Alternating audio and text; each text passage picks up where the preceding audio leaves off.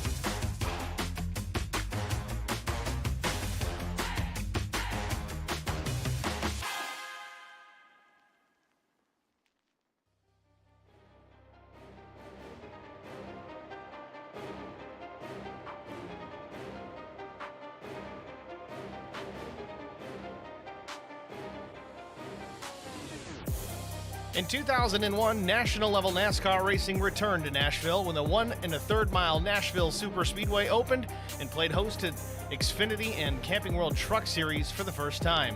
Over its first decade, the track became a staple of the schedule for both series, expanding each to 2 events while also adding IndyCar racing for the first 8 years of its existence.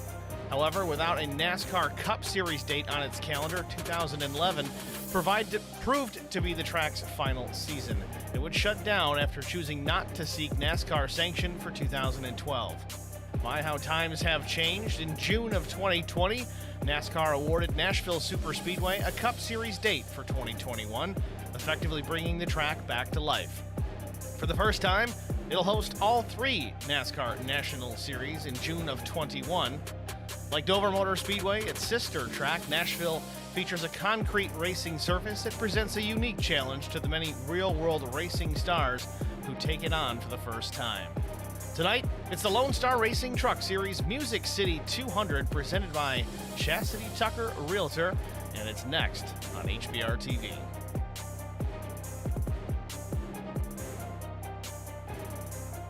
Taking a look at race information for tonight, 150 laps, 200 miles, well, just shy of 200 miles. Current weather at the facility here, 70 degrees, relatively dry, 50% humidity, partly cloudy skies. Track temperature, a nice and cool 76 degrees. Makes for some fast times, and some of them already below the 30-second clock. Drew Blaze, Zach Millett, both 29.99, and then a 29.96 for Zach Millett. Practice just wrapping up, about a minute and a half remain. Okay, we said Zach Millett, top of the board, 29.96. Drew Blaze, right there, 29.99. Then 94, Bobby Hall Jr., 30.01. Chris Goins, 30.03. Brian Rose, a 30.08. Sixth position in practice, 30.09. That's the 5 of Matt Daniels. 66 is Sean Roberts with a 30.18. PJ Cox, a 30.19. And then another 19, and then another 19. That's for Ballard and Short to round out your top 10 in the session. So some awfully tight times here in practice. Curious to see if that's going to translate over to qualifying as well. These drivers are going to have to really nail that lap just to get it just so. Taking a look at current points, though, as we are closing in here to the latter half of the racing season. Drew Blaze, your points leader, 430 points. Brian Rose, just 1 point shy out of that top spot. Then it's Zach Millett, Matt Sisler, Chris Goins. Got Matt Daniels as well. Bobby Hall Jr., Sean Roberts, Vincent Short, Justin Johnson. He rounds out the top 10 in points thus far. Dan Worthington, Mike Fahey, 11th and 12th. Keaton Burnett, 13th. PJ Cox, 14th. Bill Mulfeld, 15th. Kevin Grettenberger, 16th. Thomas Hall, 17th. And we finish the points in 18th with Wes Wiggin. Of course, there are multiple other drivers. We're just going to leave it at the 18 for now. This practice does come to a close. Jump right into qualifying here. And the points don't want to go away, so let's see what we can do here. There it is.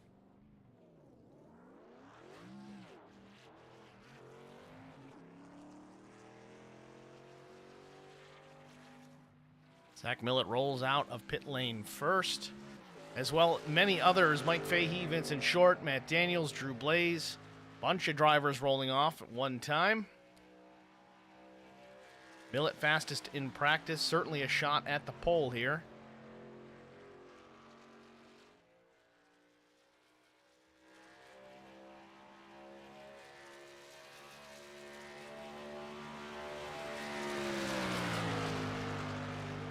Mike Fahey saying hello in his stream chat, as well as Cody Anderson. Hi, Steve. Hi, Cody.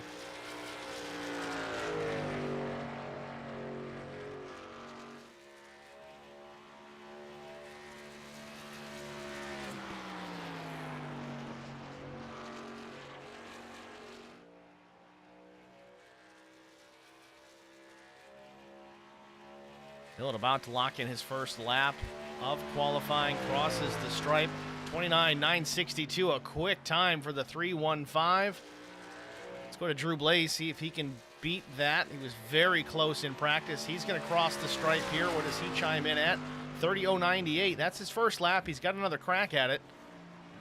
Stay with the one of Blaze here. See if he can knock Millett off the pole position.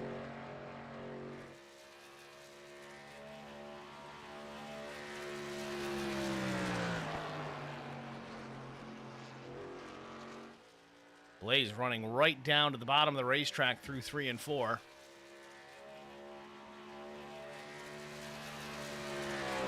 Checkered flag for Blaze. Second quick, once again, a little bit faster, but not enough. 30.022.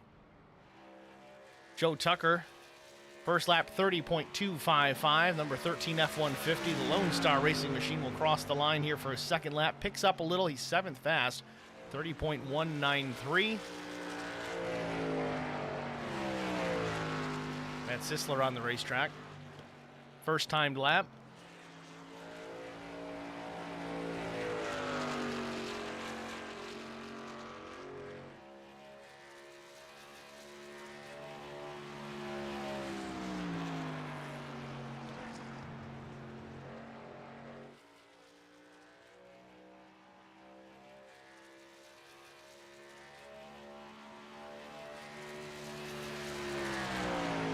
Sisler's first time by, 30.503, good enough for 13th so far.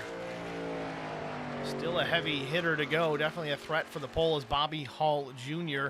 about to take the green flag, or has just taken the green flag on his session. Again, 2 laps to get it done. We're going to probably stick with Bobby here for both of these laps, see if he can knock Millett off the pole.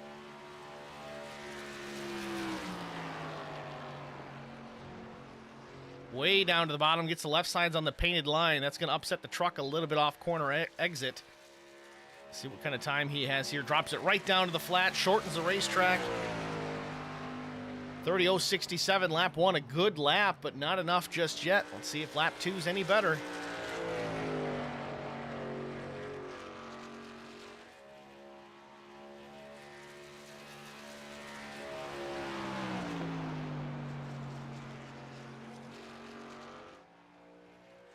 Looked a little bit better through 3 and 4 there.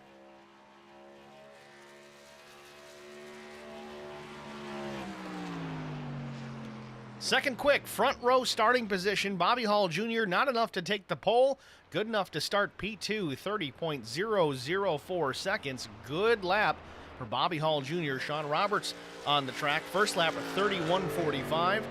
Ninth fast.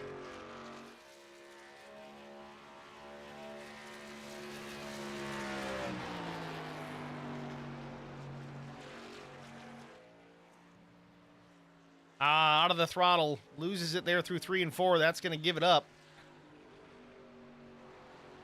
PJ Cox goes 12th fast. This is his second lap. That's going to wrap it up here. We're going to take a very short break. We'll be back with our starting grid after this. The great thing about youth sports, they give young people an opportunity to participate in something that is going to broaden them as people. I think it's very amazing that Garza Law Firm has made a commitment to help the youth kids with playing different sports. Guys like Marcos Garza that put their time into being able to help these kids live out a dream. It's made me who I am today. The Garza Law Firm. Let us help.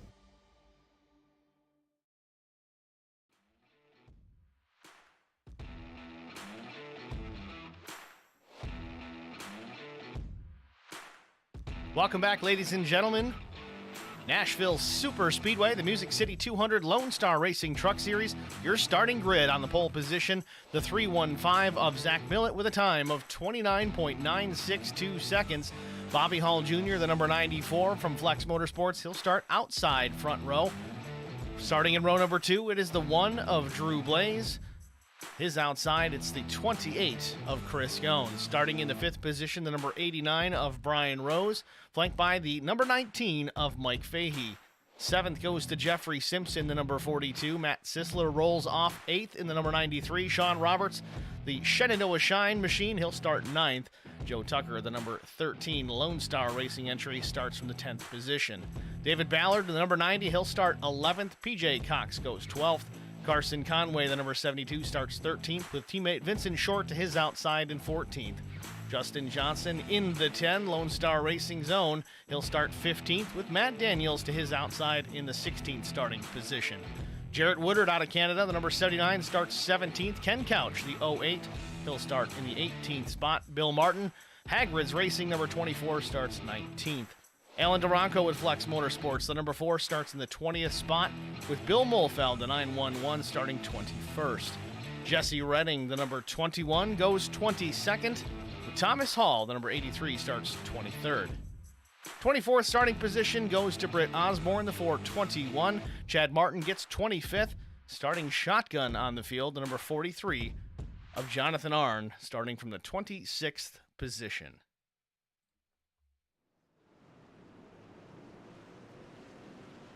Field leading pit lane, forming up off turn number 2.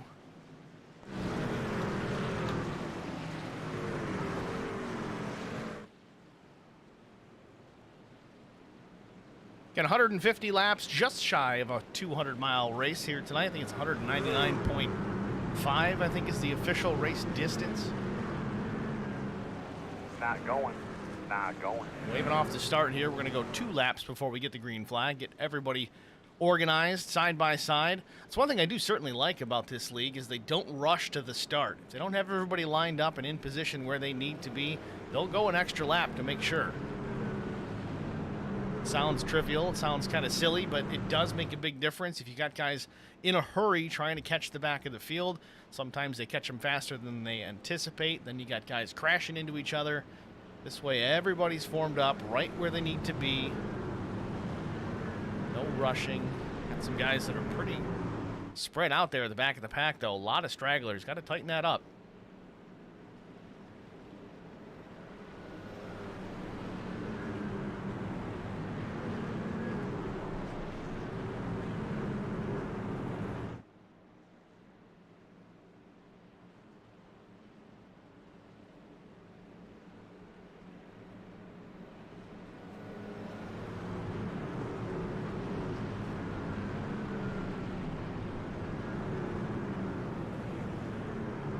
Well, one thing I tend to do over on the SCAR side of things on Tuesdays is me and Eric usually have a pick. It's kind of a friendly competition between the two of us. I don't have anybody in the booth tonight, but I'm going to make a pick. And just watching the one of Drew Blaze in practice, I know he wasn't the top guy. Seems awful quick. He ran second here in the Superior Class Auto Racing Premier Series in the previous race here. So pretty good odds for Drew Blaze. I'm going to pick the one tonight. Pace car pulls off. Barney the flagman with the green in hand. Gets the command. Flag is waving. We're underway from Nashville Super Speedway.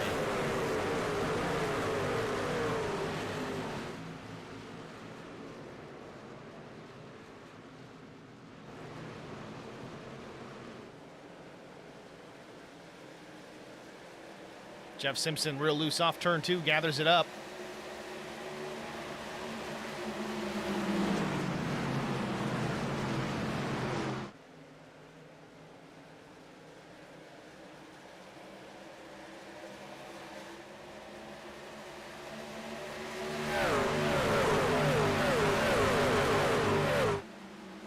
Zach Millett with a pretty commanding lead already, just over half a second over Drew Blaze in the one. Third place, Chris Goins. Fahey is fourth. Bobby Hall Jr. slipped from outside front row back to fifth. Battle for that position. Fahey trying to keep that spot, that fourth position over Bobby Hall Jr. Has him clear off turn number 4. Matt Sisler in behind these two as well. Chris Goins might be next for Fahey to put the attack on and make the pass. Goins takes the truck about a lane and a half, a little bit higher than the 19.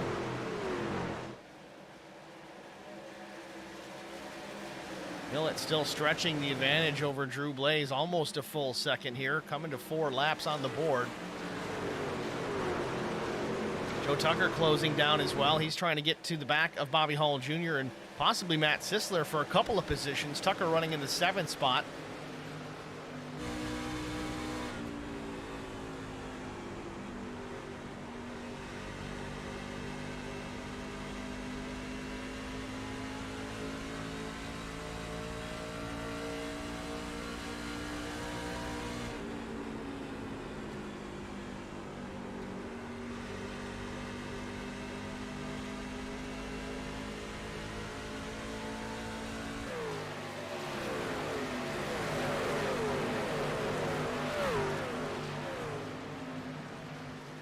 Tucker gets Bobby Hall Jr. Bobby sliding back through the pack here. Not sure what's going on with the 94. He threw down a blistering lap in qualifying. Almost took pole position from Zach Millett. Was less than half a tenth slower.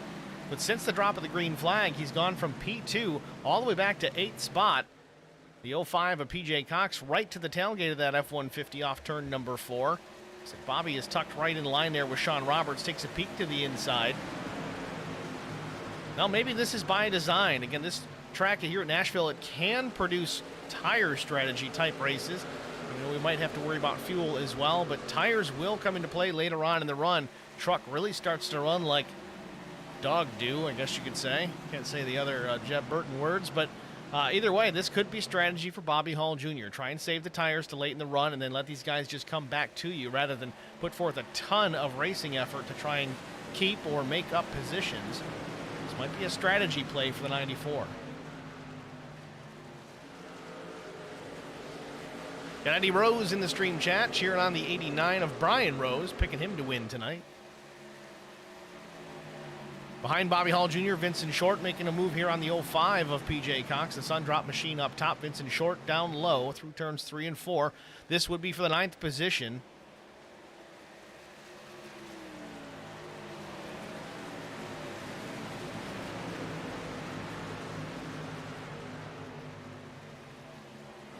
Vincent Short and now the 5 of Matt Daniels up top. Daniels running the number 5 Navy paint scheme.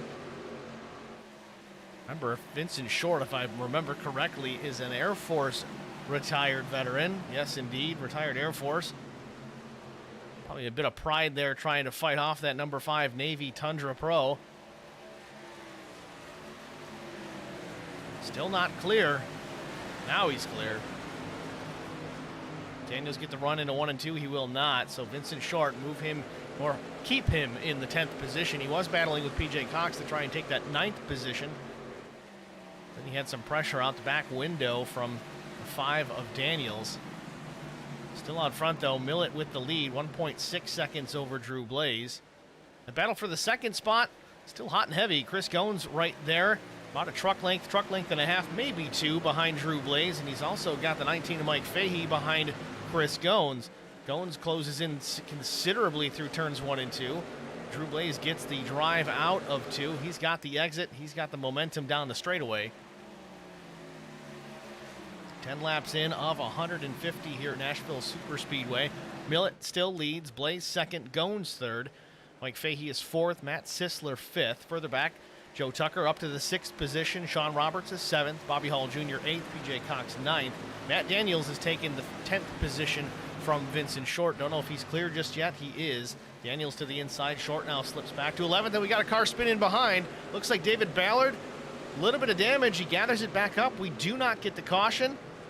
Continues on, albeit off the pace with a little bit more damage than he anticipated this early on.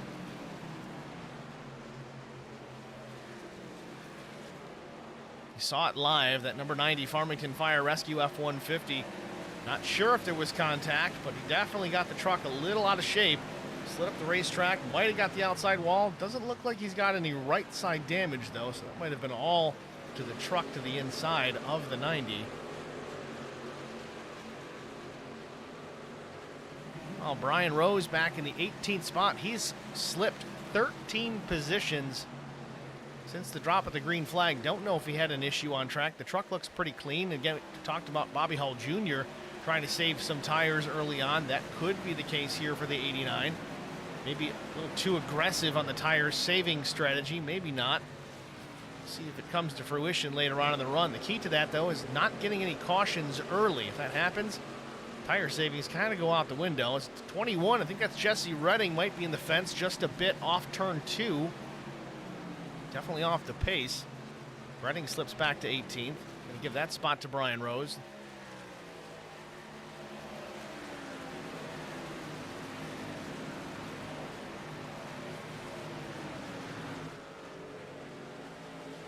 Good battle for the 5th position. Joe Tucker pressuring Matt Sisler. Sean Roberts just sitting there waiting for something to happen as well.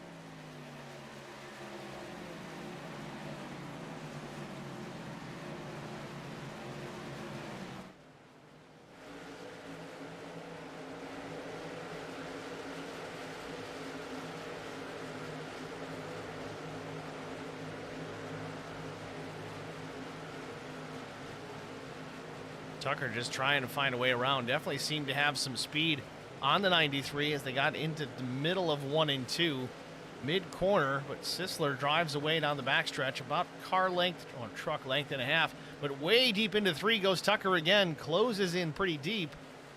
This is where you see the difference, though. We've talked about this throughout the season, especially at tracks like Nashville Super Speedway. If you back up that corner entry, yes, you may lose a lot getting into the corner. See, Tucker closes down not as aggressively as previous laps, but you may lose a little coming into the corner, but the guy in front that does back up that corner versus driving it in deep, he'll have a little more momentum, a little more corner exit speed in doing so, as it allows the driver to get back to the throttle a little bit sooner than you typically would versus staying on it later and then picking up the throttle late in the corner.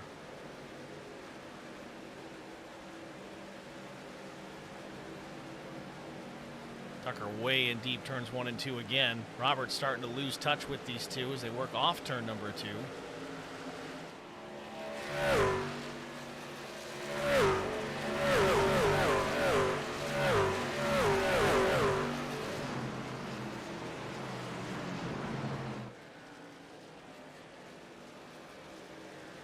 Plenty of viewers in the stream chat. Well, plenty of viewers at least watching. Only a few in the chat. Guys, feel free to chime in, say hello, cheer on your favorite driver. Tell us who you're watching for, where you're watching from,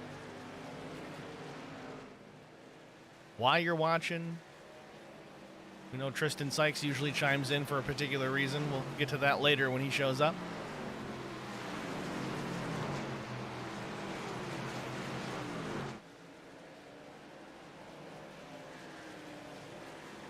fuel run tonight could be anywhere between 55 and 60 laps if we stay green.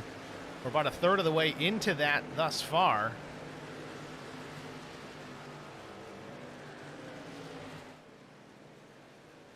Checking on our leader, Zach Millett, still out front, but he's lost some time. Drew Blaze closing in, gaining a lot of time there through 3 and 4. The deficit was about 2 full seconds. Now it's down to 1.7, essentially, off turn number 4.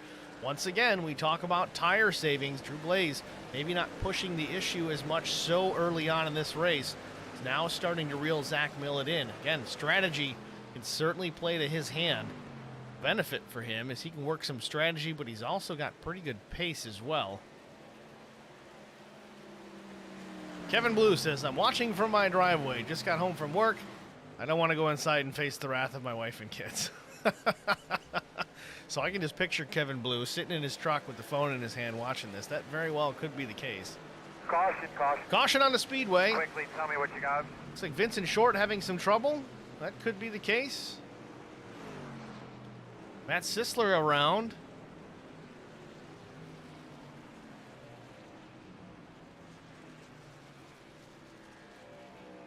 Short continues on. I don't see any specific crashes per se. Let's see what we see first with Vince Short. Says he was off track.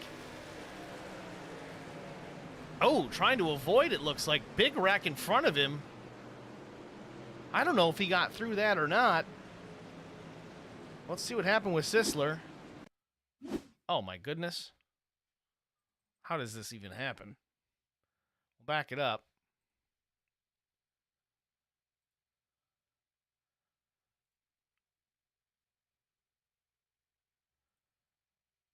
So Sisler is the inside there, Mike Fahey. Fahey gets a little loose off of turn 4, overcorrects. Doesn't overcorrect, but he has to correct the truck. He's got some room to the right side, but you saw there was actually no contact between the two. It's not that there wouldn't have been, but unfortunately for Matt Sisler, the net code certainly bit him and Mike Fahey there. Sends the 93 pirouetting through the air. And again, Vincent Short just getting underneath. I want to watch that one more time from Vince's perspective. Riding on board with Vincent Short, you see Sisler in the air. Just bounces just about over the top. Vince does take the detour through the grass, but wow, that was crazy. So pit stop's underway already.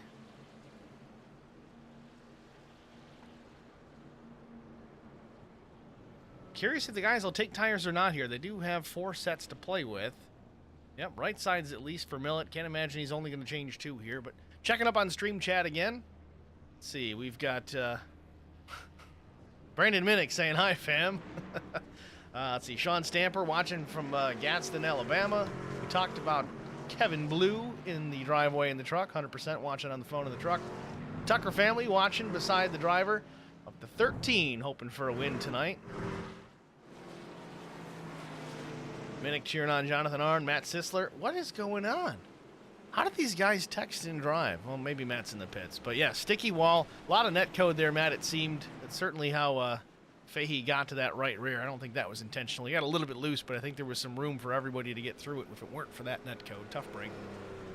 Well, we're going to jump out of here for a minute, get a break out of the way. We'll be back before the green flag. Stay with us.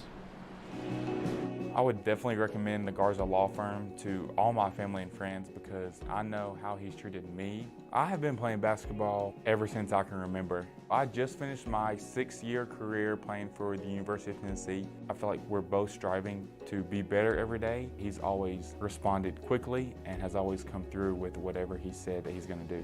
The Garza Law Firm is definitely somebody you want on your team. The Garza Law Firm. Let us help.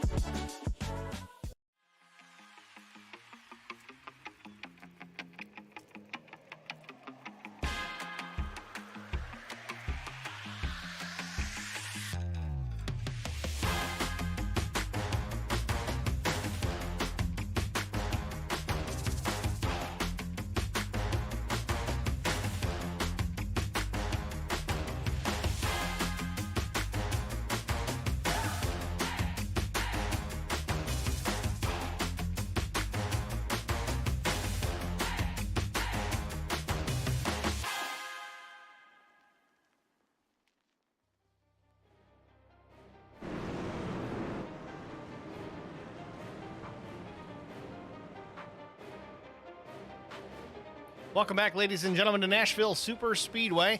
Pace car peels off turn number 4, getting ready to go back under the green flag. Green flag.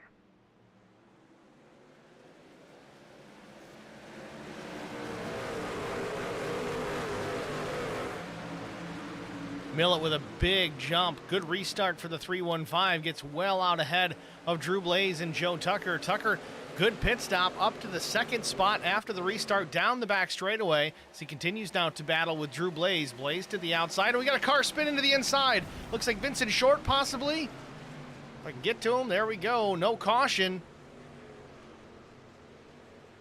Get to that one in a moment. Zach Millett, though, still up front. Looked like he thought the caution may have come out as Drew Blaze and Joe Tucker, Sean Roberts, all 3 trucks close down the gap considerably.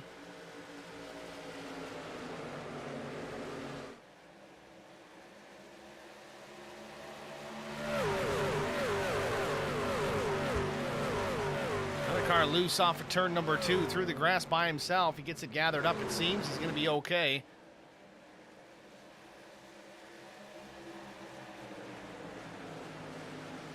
Joe Tucker hanging on to that second position, looking strong there behind Zach Millett.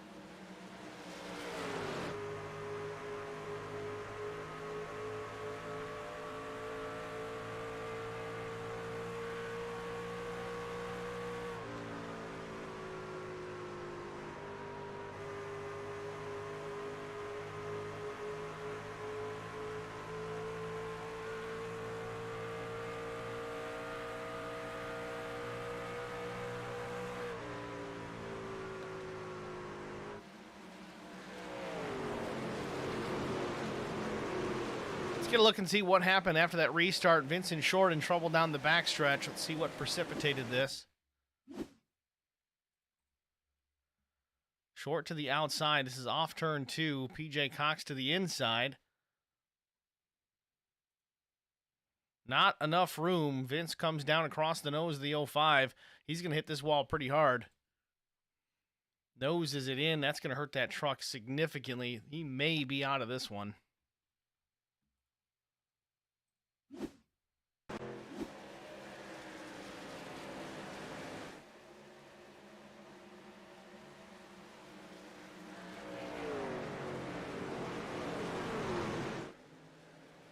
Ooh, 3 wide there off of turn 2. Looks like Sean Roberts and maybe PJ Cox at battle. The 10 of Justin Johnson working his way through as well. He runs in the 9th spot, up 6 positions.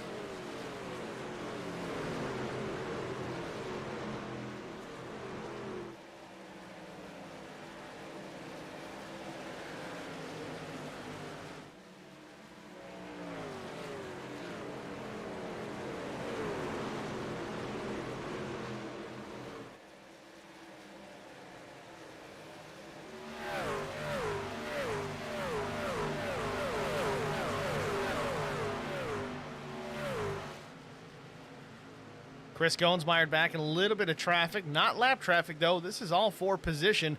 Speaking of which, Justin Johnson taking one away from Sean Roberts. Moved the 10 up to P8. Chris Goins going to try and follow him through, but no room to do it. The 66 maintains position number 9. Also right where he started tonight. Goins down 6 spots, and he started 4th today. Ken Couch closing in on the back of Chris Goins as well. Not sure if Goins is really being held up here by the 66. Sean Roberts just running his line here, not opening the door too much for the 28 of Goins.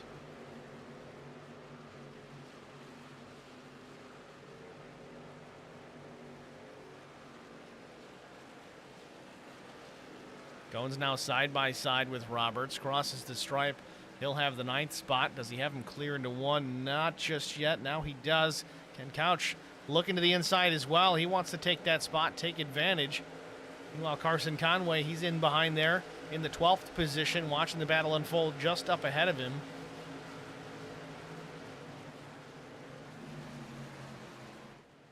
Ooh, a little bit of contact. It looks like Ken Couch slid up the track a bit. Sean Roberts to the bottom. He's going to lose it off turn number 4. Caution comes out. Roberts was sideways just a little bit too long for the flagman.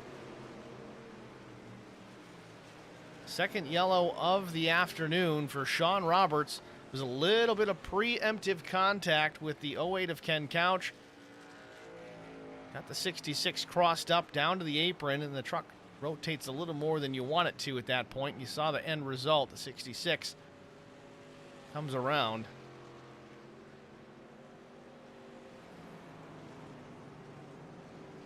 Let's take a look at it. We saw it live, but look at it from this perspective. We'll have to ride on board with Roberts to see if he made contact. If he didn't, it was awfully close. Maybe it was net code. It's tough to say. I've already seen some net code tonight.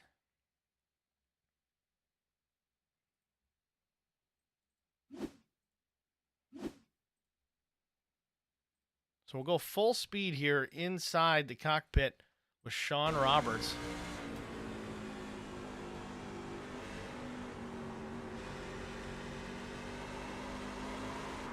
Now, it looks like he had it saved, and I don't think there was contact with Ken Couch. He did lift just a bit to avoid hitting the 08. That lift, though, rotated the truck to the bottom just a bit, and of course you get the left front on the flat of the racetrack, and it rotates a little bit more.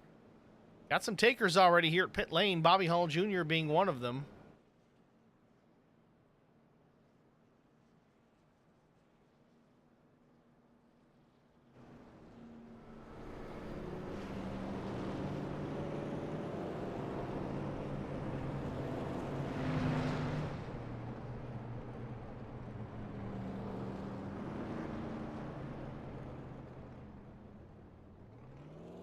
Sean Roberts also in pit lane after his spin. Jarrett Woodard, Alan Duranco, Jonathan Arn back in this familiar number 43. Always a good-looking truck.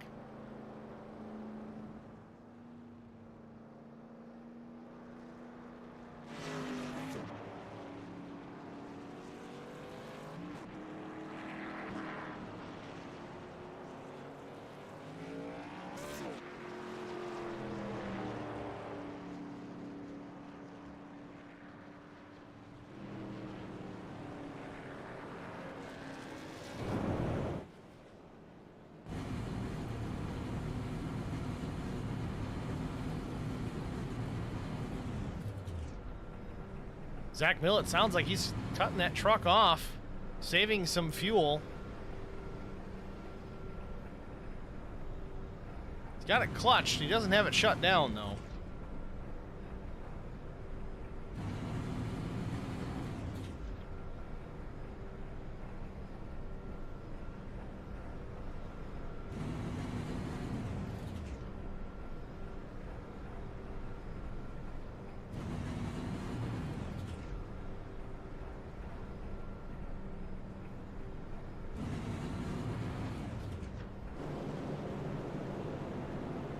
Joe Tucker still running in the second position.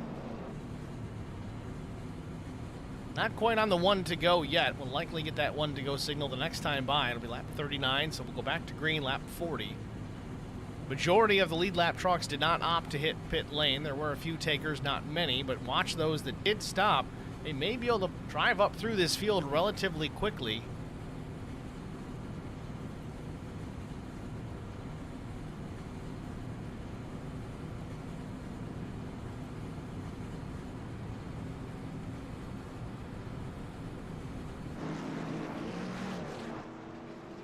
We are going to jump out to a break here, though. We'll be back before the restart. Stay with us.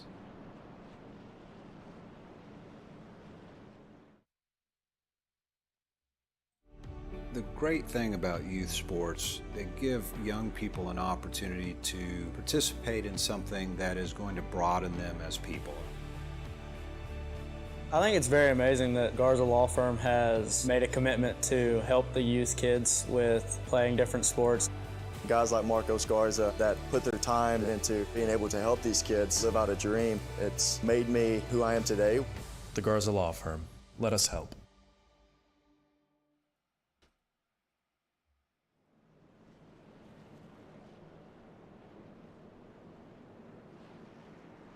Welcome back to Nashville Super Speedway, the Lonestar Racing Truck Series.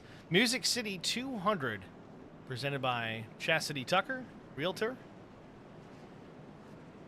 On the 1 to go. Should get the green flag the next time by. It'll be lap 40 when the green comes back out. Millett's been out front since the drop of the first green flag, really.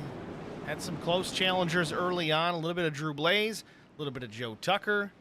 See teammate Brian Rose there, sits there in the 5th position. He's closed his way back up towards the front. Remember, he was running in the 18th spot before our first caution. Pace car is down.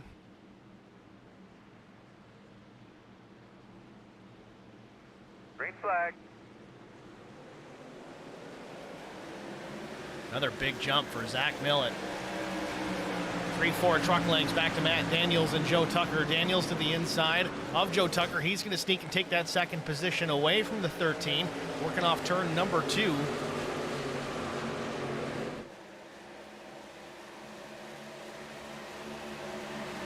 Joe Tucker right to the tailgate of the Navy number 5. They both drive it in deep into turns 3 and 4. Drew Blaze hanging tough there in the 4th position. Brian Rose 5th. Off turn number 4. Millett's going to lead it again. Daniels 2nd. Drew Blaze taking a look to the inside on Joe Tucker.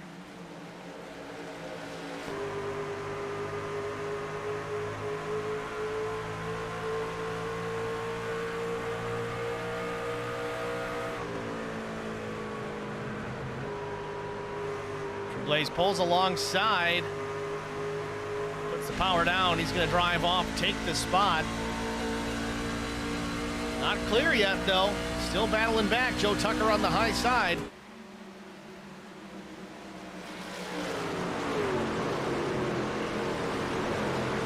Good battle here for position, but it's letting the top 2 get away. Tucker with 3rd. Drew Blaze with 4th. Blaze wants to move his way towards the front. He's got to dispose of that number 13 first.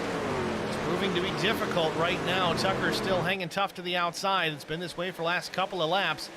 Blaze may have the position at the line. Hard to say. It's not the last lap. Doesn't really matter, but still side by side. They work down into turn number 1. Brian Rose watching the battle unfold out his front windshield. Also, we got a battle for the top spot. Matt Daniels making a move through turns 1 and 2 on Zach Millett. Thinks better of it, backs out. Now a truck length and a half behind the 315.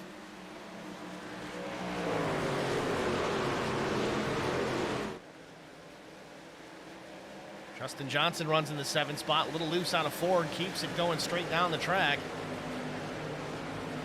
Drew Blaze completes the pass on Joe Tucker. He's now the 3rd position. Matt Daniels in 2nd still. Truck length behind the 315 out of turn number 2.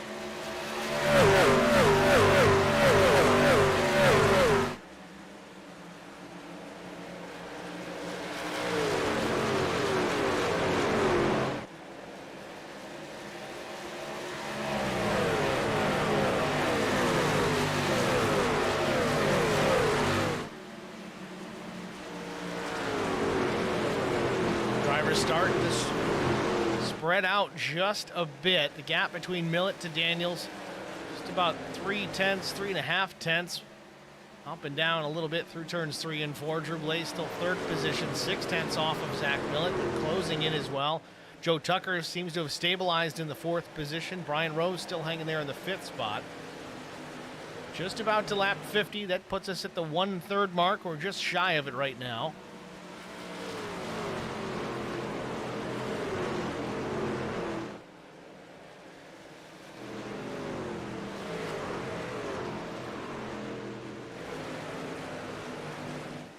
Bobby Hall Jr., we talked about, took the opportunity to pit. It might have been for fuel only. He was not in the box for long, 9.4 seconds. He is still running in the 10th position, though. Again, remember, he started outside front row. See the battle here happen just ahead of him between Justin Johnson and Ken Couch.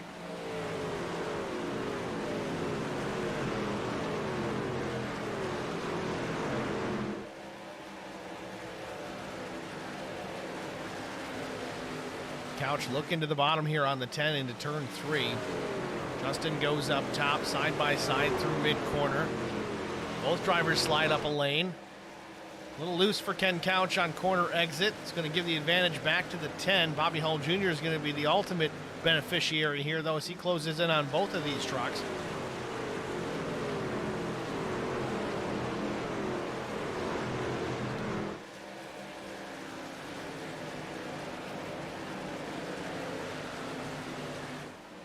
Justin Johnson clears the 08 and starts to drive away. Now Ken Couch has to worry about Bobby Hall Jr. in the rearview mirror.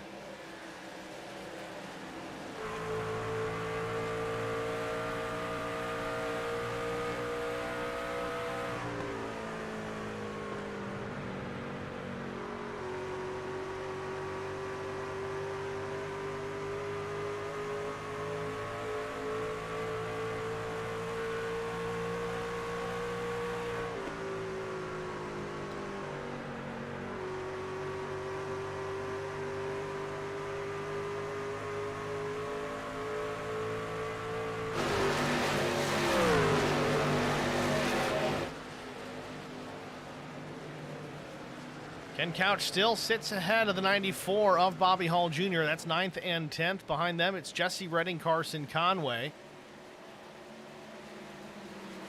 A lot of different battles across the whole racetrack right now. Up front, though, it's starting to stretch out again. Zach Millett starting to put a gap between himself and the 5 of Matt Daniels. It's up to 0.8 of a second plus, and another 9.5 tenths back to the 1 of Drew Blaze. Blaze working on the 5 here, going to try and take that second spot as they work through turns 1 and 2. Number 5 Navy Machine way up top, exit at turn number 2. It's going to open the door for Drew Blaze. Down the back stretch, the drag race down into turn number 3. Blaze had a bit of a time trying to dispose of Joe Tucker early on. Again, it might have been just a matter of not pushing too hard too early. He knows that he's got the pace. Spent a couple of laps to make his way around the 13 before he could call it clear. And it seems that might be the situation here with the 5 of Matt Daniels as well. Exit of 2, a lap later, Drew Blaze takes the spot. Slow truck down low, not sure what's going on there.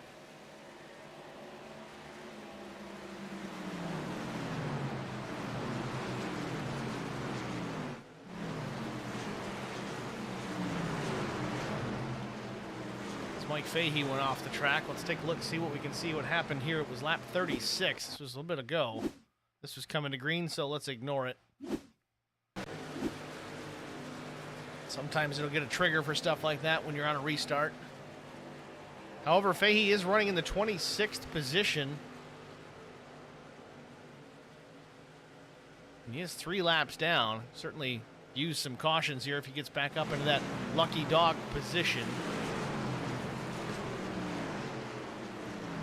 Checking on Vincent Short, he is back in the running. I forgot we have the fast repairs that these guys are able to use. Luckily, that 15 track bar medium machine able to get back out there, albeit not on the lead lap. Actually is on the lead lap, running 21st.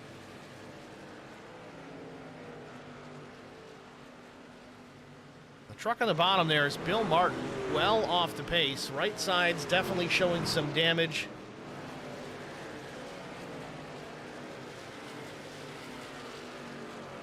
Bill Martin's last lap, a full 5 seconds slower than the leaders at this point. May have some damage on that machine, really affecting that truck.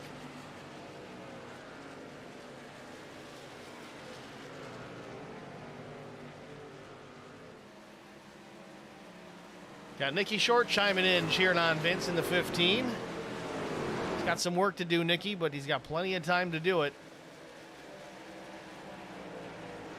Millett still out in front. Last lap of 31.29 to Drew Blaze's 31.26. Blaze is closing in. Once he got by Matt Daniels for that second spot, now we can focus on what's ahead, and that's the 315 of Zach Millett. That's also the lead. Gap closes a little bit more down the backstretch into turn number 3. It was 0.6 of a second plus. Now it's back up to there again. That all might be a matter of lane and line changes. And we talked about how your corner entry makes a difference with things if you drive it in deep into the corner or back it up early.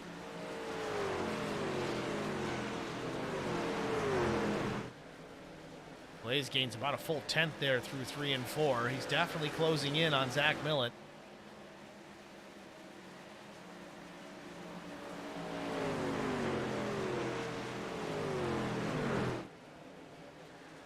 Caught a 10th and a half in just one lap.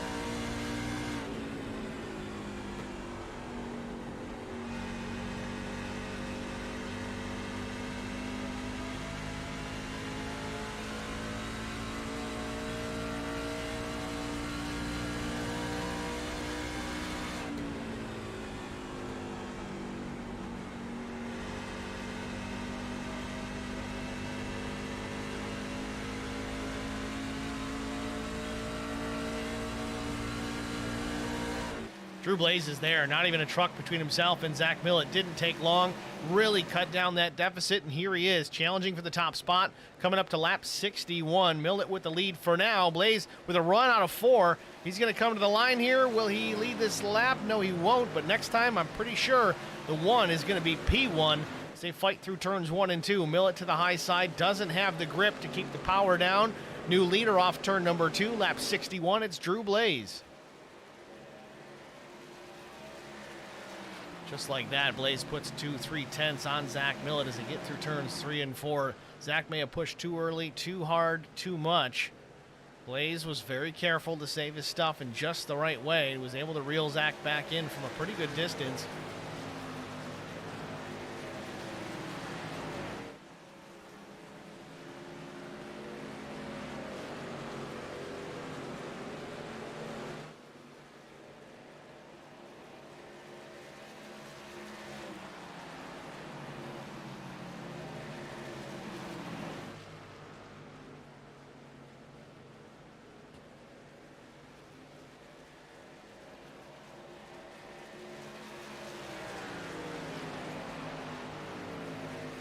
Been under the green here for about 30 laps or so. It's about halfway through a fuel run.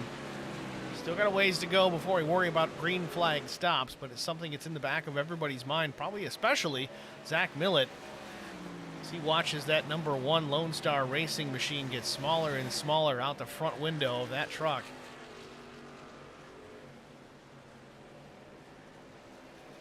We haven't done a spotlight in a while, so let's try and get it done here. Let's go through the running order. Out front, not able to take the pole tonight, but so far he's doing a good job. He's right where he needs to be. Just past Zach Millett for the top spot a few laps ago. It's Drew Blaze out in front. Started P3, runs P1. Just shy of halfway. Zach Millett running now in the second spot. Started the race from the pole position. Is led up until this point. Last handful of laps have gone to Drew Blaze, while Millett just has to sit behind and watch.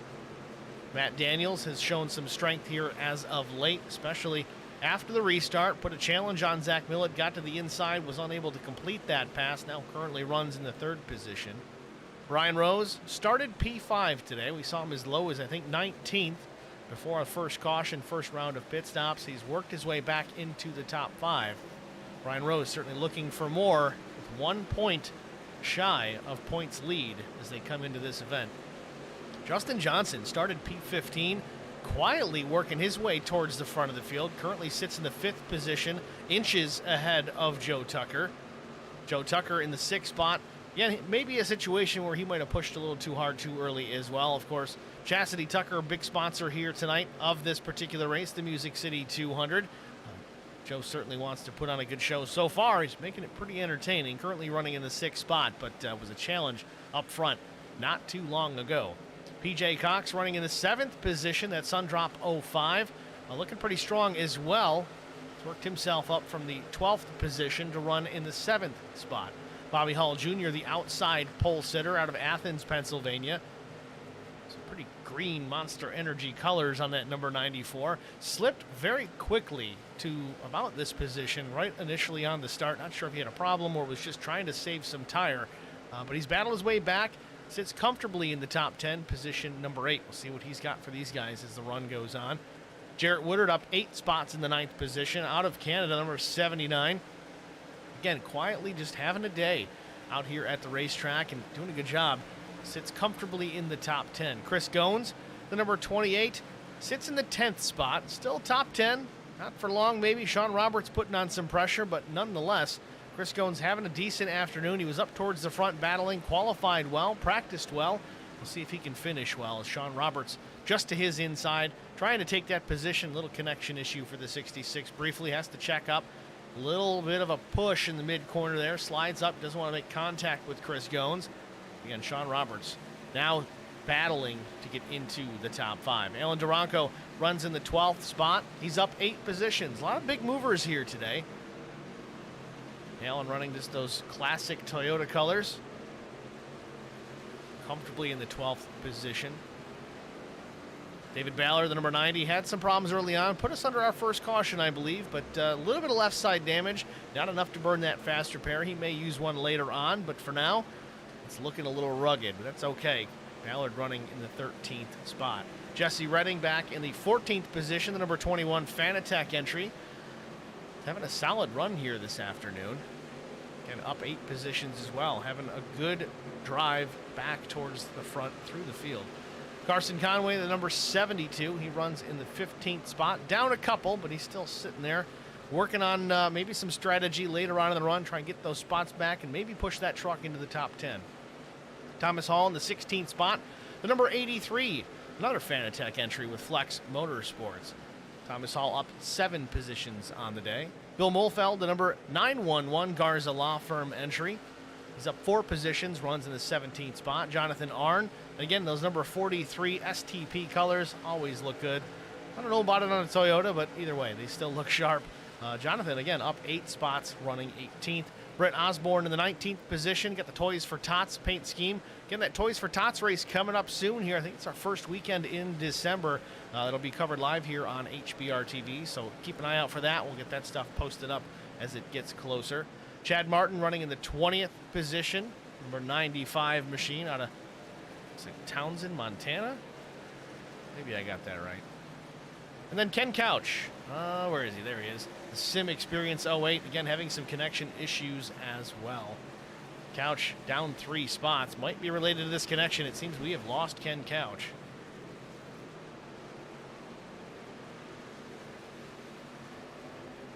That's our through the field. We've got all the lead lap trucks and a couple of lap downers, but they're not out of it yet. Cautions could certainly help them as we approach the halfway point. Just a couple more laps away. But Carson Conway, he's down pit lane here. This is could be a scheduled stop for Carson.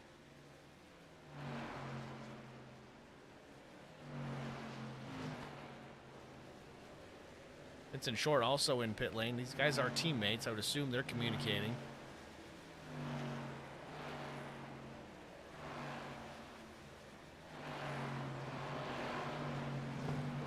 Four tires and fuel for Carson Conway. Looks like Short might be out of this. He's been in there for a little while. I do see he has gone off track. That wasn't lap 57, though. Let's take a look, see if this is related to the right side damage on that truck. Yes, indeed. Loses the nose off turn 4, it appears. Drives that truck through the grass. No caution, of course. Vince does a good job keeping it straight. Get it back around to pit lane.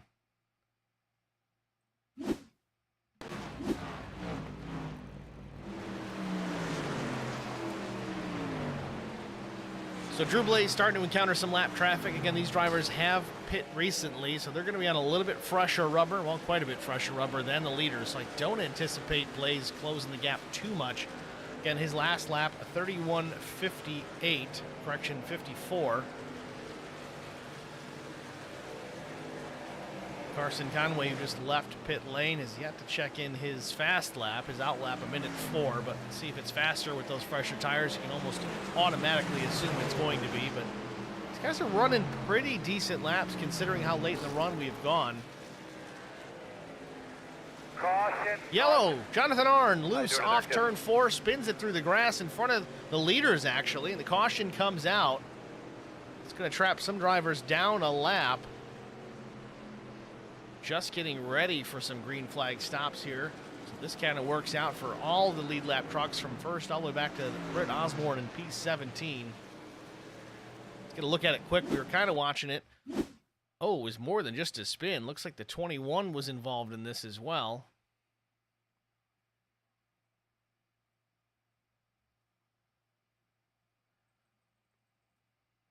That's the 421? I think that's the 421.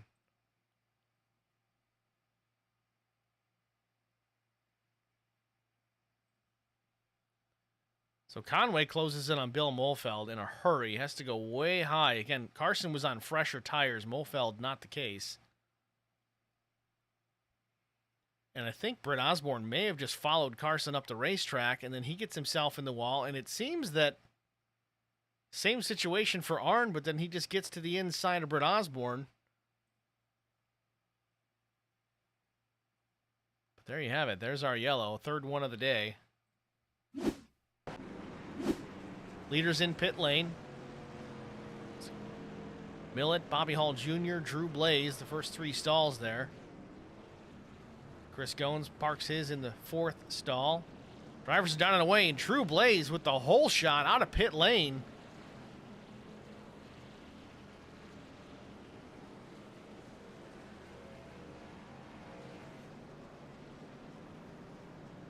Drew Blaze got out of pit lane in a hurry. Someone threw some Coca-Cola down that pit box for sure. Big time grip.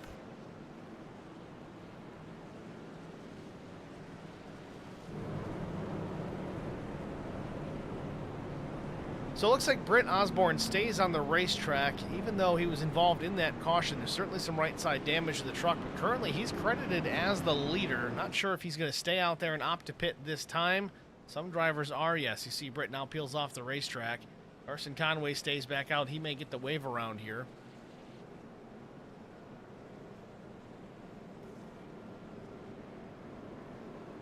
Bill Martin, Ken Couch. Very well could be the wave around cars here. We are going to jump out here, get a break out of the way. We'll be back after this. I would definitely recommend the Garza Law Firm to all my family and friends because I know how he's treated me. I have been playing basketball ever since I can remember. I just finished my 6-year career playing for the University of Tennessee. I feel like we're both striving to be better every day. He's always responded quickly and has always come through with whatever he said that he's going to do. The Garza Law Firm is definitely somebody you want on your team. The Garza Law Firm. Let us help.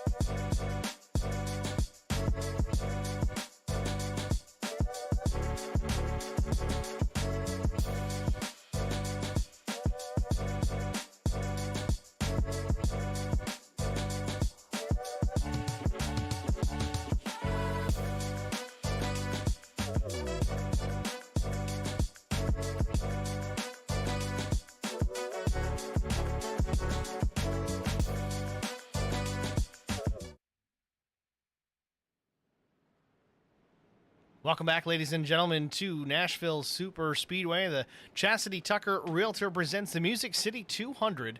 Dates are a little off. We had a little reschedule, but nonetheless, same race, same place.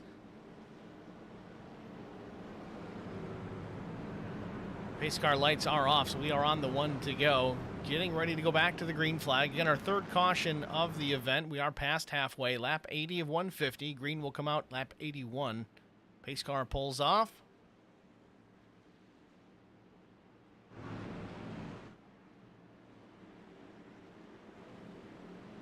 Green flag.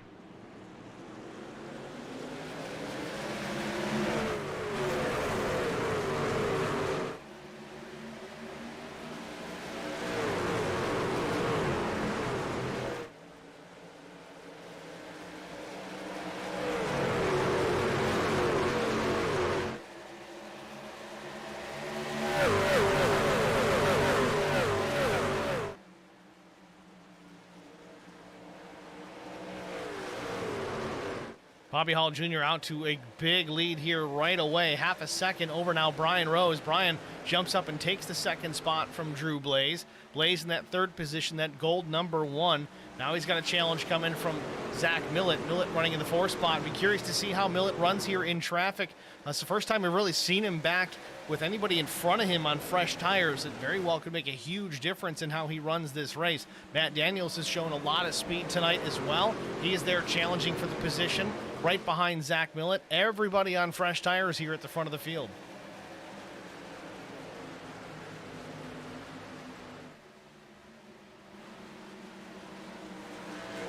Millett taking a look to the outside of Drew Blaze.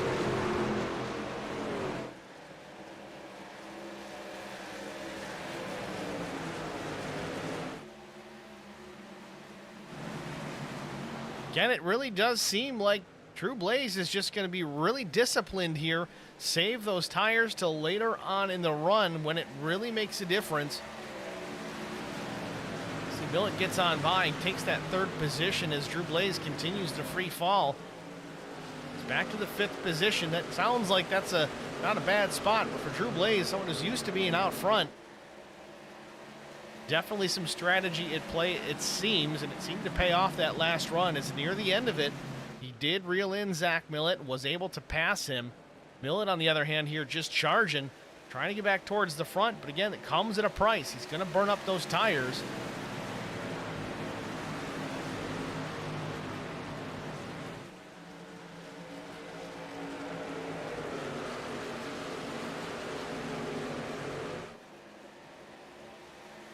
Not sure what happened with Chris Goins. He's not a lead lap truck, though he is in the mix here between these two trucks. Bobby Hall Jr. out in front. Brian Rose, P2. Zach Millett there in the 3rd spot. Again, Goins, the number 28, not on the lead lap. Not sure why. Didn't see anything specific. He did have an extended stay on pit lane, but that may have been just an oops. Maybe a pit speeding penalty. It's hard to say. We may find out later.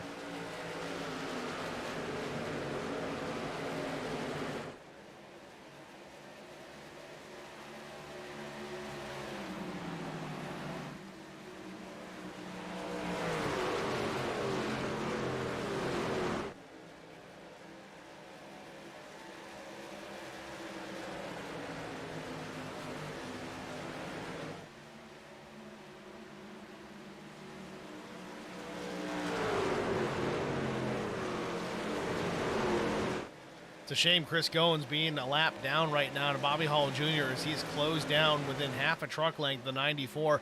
Certainly has the pace to put on that pressure, maybe take that lap back the old-fashioned way, but it's not for position, it's just to get that lap.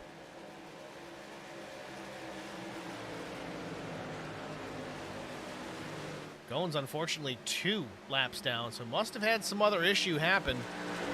Put him down 2 laps. Again, he's got the pace there. Looks to the inside on Bobby Hall Jr. off turn number 2. Looking for that lap. Nothing just yet. Hall still has a full truck ahead. We'll see how deep Goins drives it into 3. Does get alongside. Hall's going to have the run out of turn 4.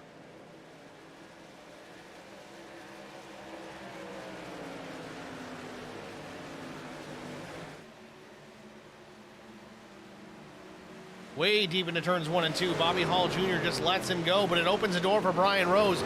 Really closed down the gap between these two. Bobby Hall Jr. now going to ride a bit of a draft off Chris Goins. I don't know if he's angry or just trying to get the draft.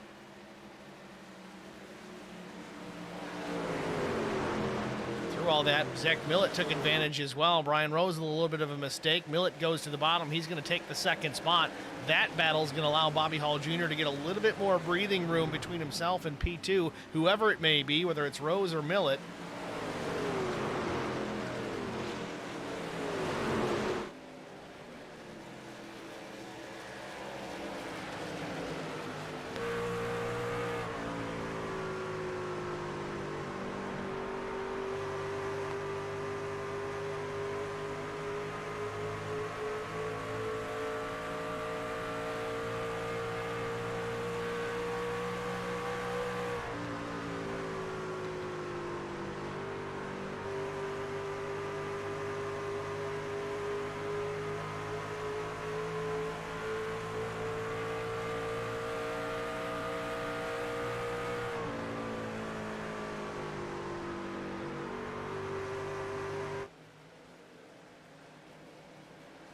Top 4 off turn 4. Drew Blaze about 8 truck lengths behind the 4th position. Again, don't be alarmed. We saw this early on in the race. He dropped a little bit of ways back, just saved his stuff towards the end. He was able to charge back towards the front and take the top spot and then drive away from everybody.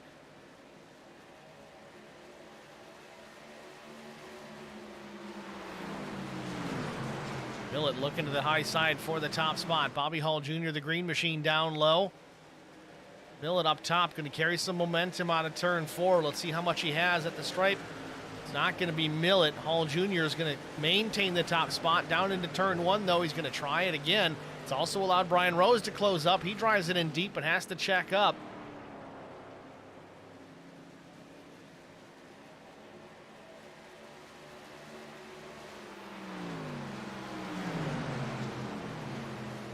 Still side by side for the lead off turn 4. About to put 94 laps up on the board. Still a ways to go. Gonna have some pit stops here still before this one is over, but we got a good battle out front. Millett now up front, takes the top spot. He's got the 94 clear, and now Bobby Hall Jr. has got to worry about the 89 of Brian Rose, but Hall Jr. driving it out of turn 2 with a big run. Can we talk about it a bunch? It's all in how you enter and exit, and if you enter differently than the driver behind you, you may gain or lose on corner exit. Bit of a seesaw. Brian Rose, though, he's got to worry about Matt Daniels. Daniels putting some big-time pressure on the 89.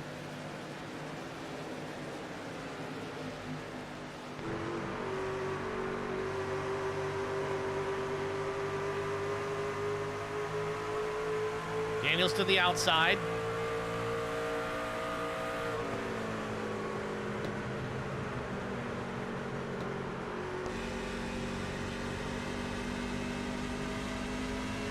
Daniels takes the spot, clears Brian Rose on the top side. Across the stripe here, lap 96.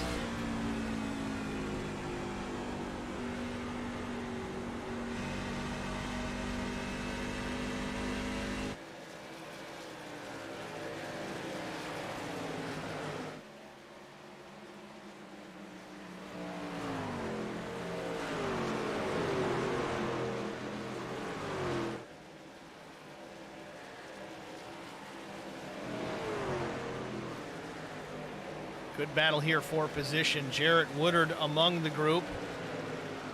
White Fahey's in the mix as well, though not on the lead lap. Fahey's 3 laps down in the 79 of Woodard in the wall.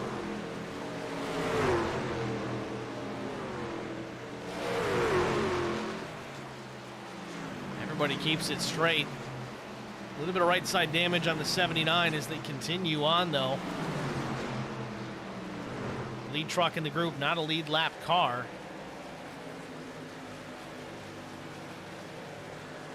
Nor is the 93 of Matt Sisler. So Jarrett Woodard ahead of the 83 of Thomas Hall, and then the 21 of Jesse Redding as they run together. Further back behind them, it's Carson Conway. He's all by himself. No one to really race against right now. Certainly has some distance to make up to get up to that pack and battle for then the 12th position of Jesse Redding.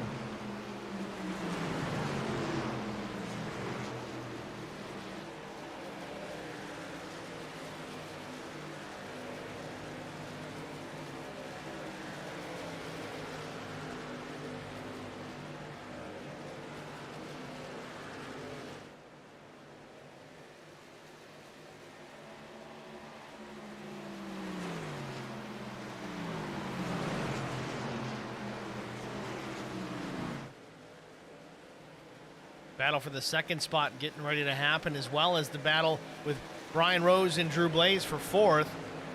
That one's a little bit tighter. Brian Rose has it for now. Drew Blaze, though, starting to close in. Brian drives it deep into turns 1 and 2. He's got a truck length on the 1.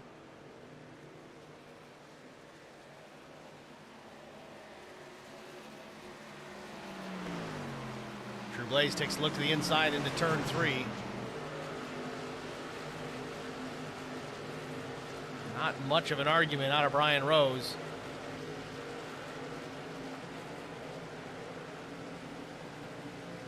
So Drew Blaze up to the 4th spot. Again, we expected to see this. He was very gentle on those Goodyear Eagles early on in this run. It's showing now as he's starting to make some passes for position. Up to P4. Matt Daniels is next on the list. It's about 4 trucks between the two. Won't be long, though, because, again, Daniel's been trying to fight with the 94, Bobby Hall Jr., for that spot. Bobby grabbed another gear and started to pull away from the 5. I don't know if the 5 is just losing the tire or Bobby just found another speed he wanted to go. Drew Blaze has got it down to about 2.5 trucks on the 5 of Daniels. They work off turn number 2.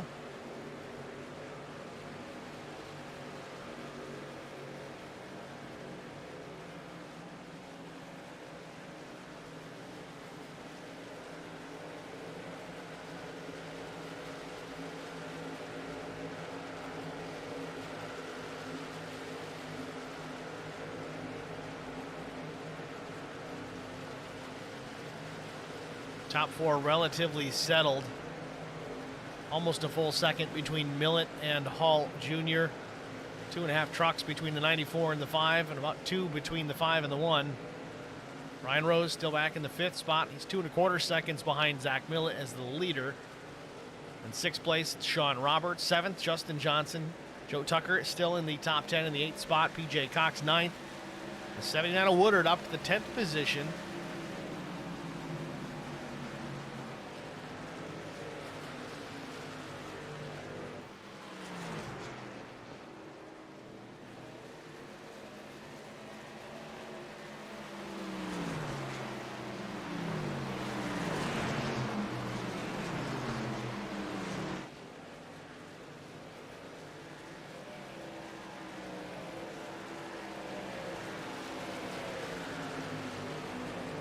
Drew Blaze is there, less than the truck length between himself and the 5, but the 5 has got Bobby Hall Jr. just ahead as well. Again, Bobby's going to drive it out of the corner very well. Really gets a run off turn 2, a little bit of the same off turn 4, but Daniels drives it a little bit deeper into the corner. He'll close the gap on entry.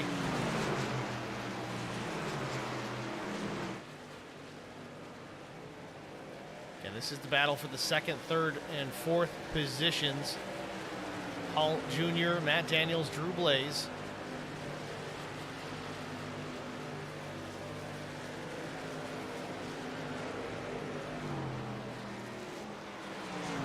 Blaze runs it wide off turn 2, keeps up that momentum. Takes a look now. Matt Daniels trying to take the spot from Bobby Hall Jr. Good move down to the bottom of turn 3, side by side. He's probably going to clear the 94. No, Bobby Hall Jr. battling back up top, drives it, pushes the nose a little bit, has to lift. A drag race to the line, what a finish that would have been. Bobby Hall Jr. would have had it by a nose. Still the battle continues, though, down into turn 1. Matt Daniels trying to take over that 2nd position. He's got Drew Blaze knocking on that back door. He said, it's time to go. I can't sit here and wait for Drew Blaze to pass me. I got to make a move towards the front. At least if I get past, I'm going to do it while I'm running 2nd. Does just that. Matt Daniels up to P2. Bobby Hall Jr.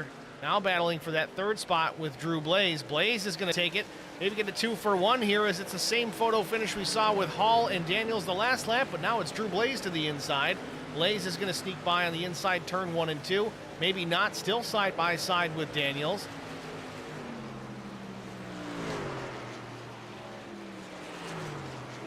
Five and the 1, drag racing down the back straightaway into turn number 3.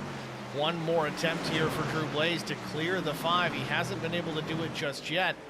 Daniels up top, a little out of the groove. Bobby Hall Jr. way up top, almost makes contact with the wall. Thought we saw a crossover coming from Daniels. Left, right, left. Daniels trying to find another way back around.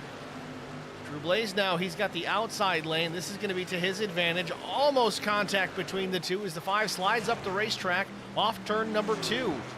Drew Blaze clears Matt Daniels, move him into the 2nd spot. Now he sets his sights on Zach Millett. We've got 41 and a half laps to go before we settle it here from Nashville Super Speedway. Now the battle here continues between Daniels and Bobby Hall Jr. Drew Blaze is just going to turn some laps here, maybe cool his stuff down and then go after the 315. But we got a battle to watch here for the 3rd spot still. Daniels has it. Bobby Hall Jr. a truck length and a half to the back. Going to get a run out of 2 here once again. It's been the story all afternoon as Bobby Hall Jr. just pounding that throttle out of the corner.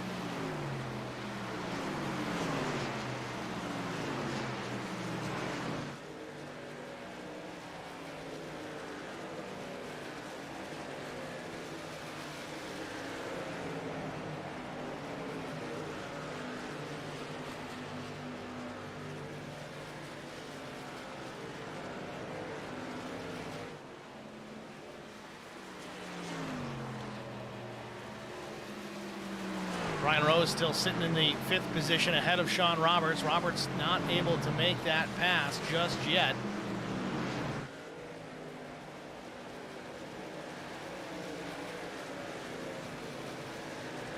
Now Matt Daniels able to pull away a little bit from Bobby Hall Jr. So now the top 3, Zach Millett, Drew Blaze, Matt Daniels, and 4th and 5th, it's Bobby Hall Jr., Brian Rose, then Sean Roberts 6th, Justin Johnson 7th, Joe Tucker 8th, PJ Cox 9th, Jesse Redding up into the top 10.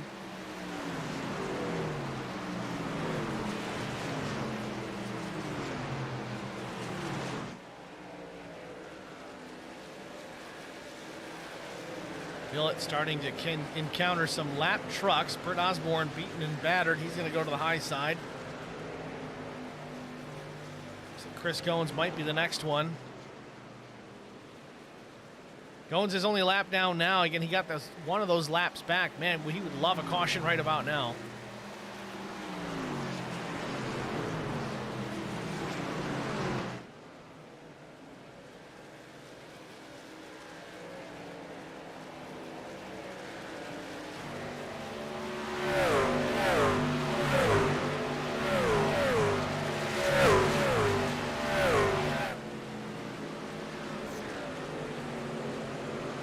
Millett still out in front. Drew Blaze in 2nd, and the gap, as we expected, is shrinking once again. It was about 1.6 seconds just laps ago. He's cut the deficit in half. This is deja vu for Zach Millett. We saw this happen at the end of that long green flag run just previously. Blaze was able to close the gap, pass Zach Millett, and then drive away. Of course, then we had a caution when it was just about time for green flag stops. Everybody's going to need to make one more stop before this one is over. Yellow or green, it doesn't matter. It's going to have to happen.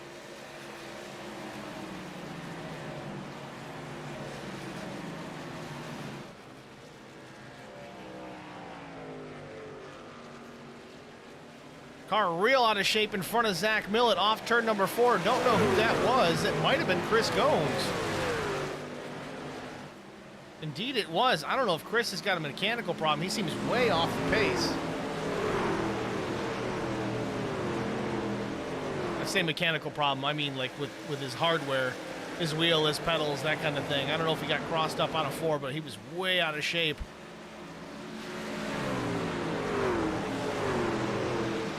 Now back up front, Zach Millett, he's got big time trouble coming in the rear view mirror. That is Drew Blaze, 0.3 of a second.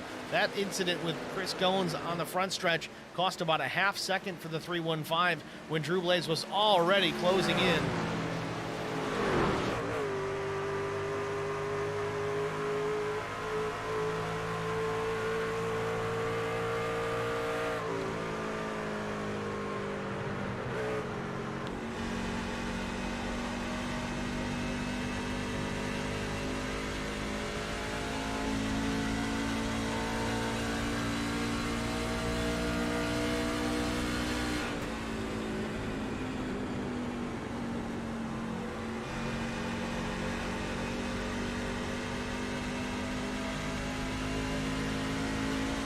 Just as we saw the last time, the lap times between Millett and Blaze, they have switched.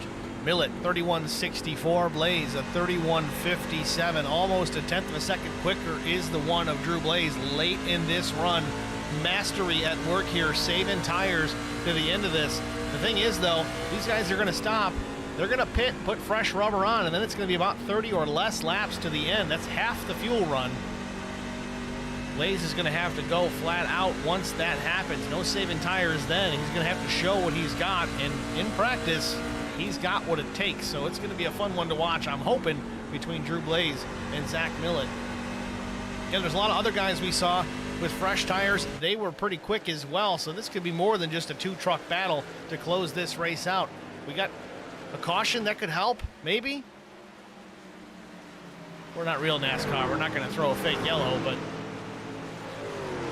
there's a part of me that would really like to see one. Billy Martin down the bottom of the racetrack.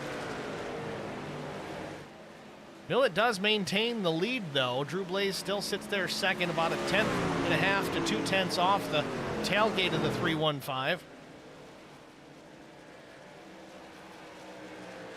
Officially 30 laps remain here from Nashville Super Speedway. We went back to the green flag. It was about lap 80.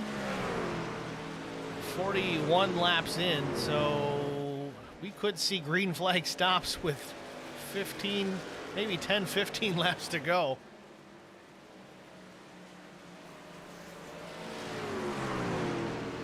Which, I don't know. I mean, if I'm Zach Millett here, it's been such a long green flag run. Do you risk it as the leader? Do you hit pit lane here just to kind of undercut Drew Blaze here and take from fresh tires just to get the lap time?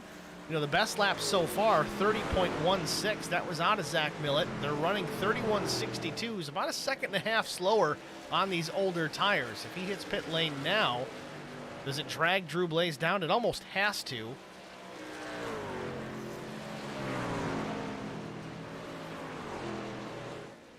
Decisions behind the wheel of that 315. Same for Drew Blaze. He's thinking about making the pass here. Had a good run out of 4. Takes a peek to the inside down turn 1. And a caution comes out. Brian Rose is in trouble. Just quickly, just remember, nice and smooth. Don't know if Brian Rose is trying to get on pit lane here as he is in the pits now. PJ Cox went off the racetrack as well. He's showing up here. Let's check that first. Let's see what happened here with the 05. Nope, this is all... No, Justin Johnson in the wall. Brian Rose with him. PJ Cox gets a part of this as well. Let's back it up a little further, see what happened here with Brian Rose in the 10.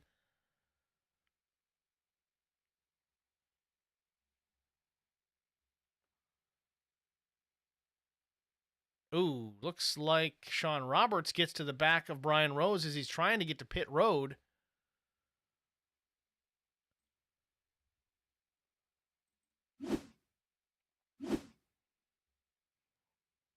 Get a better view of it here from the blimp. Again, Brian Rose, the number 89 machine. He's coming to pit lane here, checks way up. Sean Roberts just closes in, drives into the back of him. Not a whole lot you can do at that point.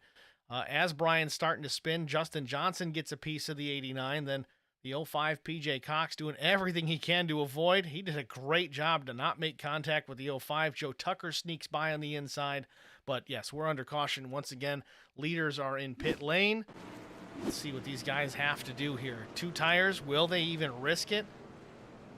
Who knows? We're going to find out. Zach Millett, Drew Blaze, pretty much all the lead lap trucks down pit lane here.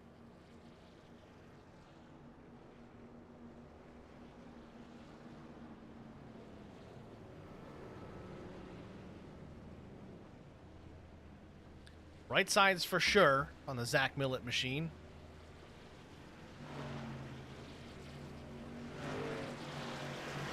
Four tires for both drivers. Some maybe opting not to do that as they're down and away.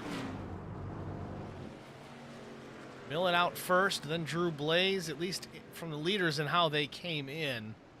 Not sure if Brian Rose, he left the pits first, but that may have a penalty involved into it because he got to the pits in such a manner that I don't know if the officials are going to appreciate it.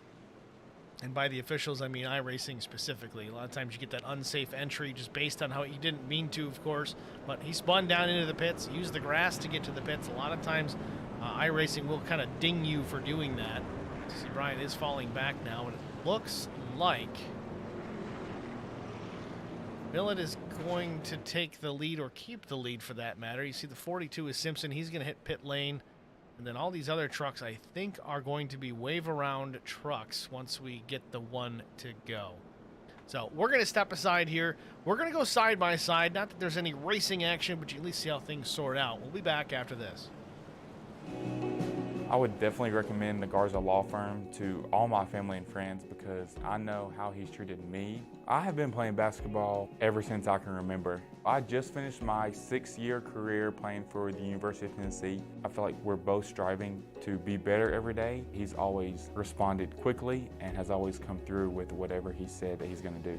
The Garza Law Firm is definitely somebody you want on your team. The Garza Law Firm. Let us help.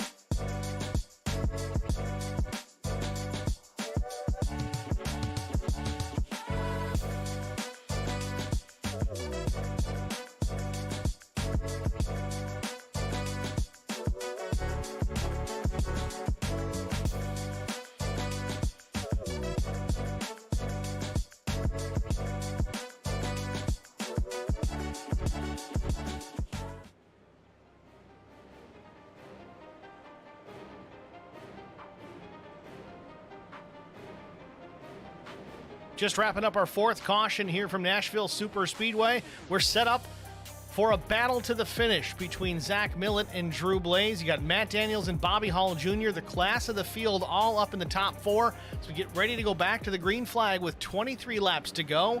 No more pit stops needed, at least not for fuel. Not to say we might get another caution. They do breed cautions when the cautions come out. Pace car down pit lane. Zach Millet waiting for the flag. Green, green. Zach Millet in the gas, gets a good jump right in that Geico restart zone. We're back underway from Nashville Super Speedway.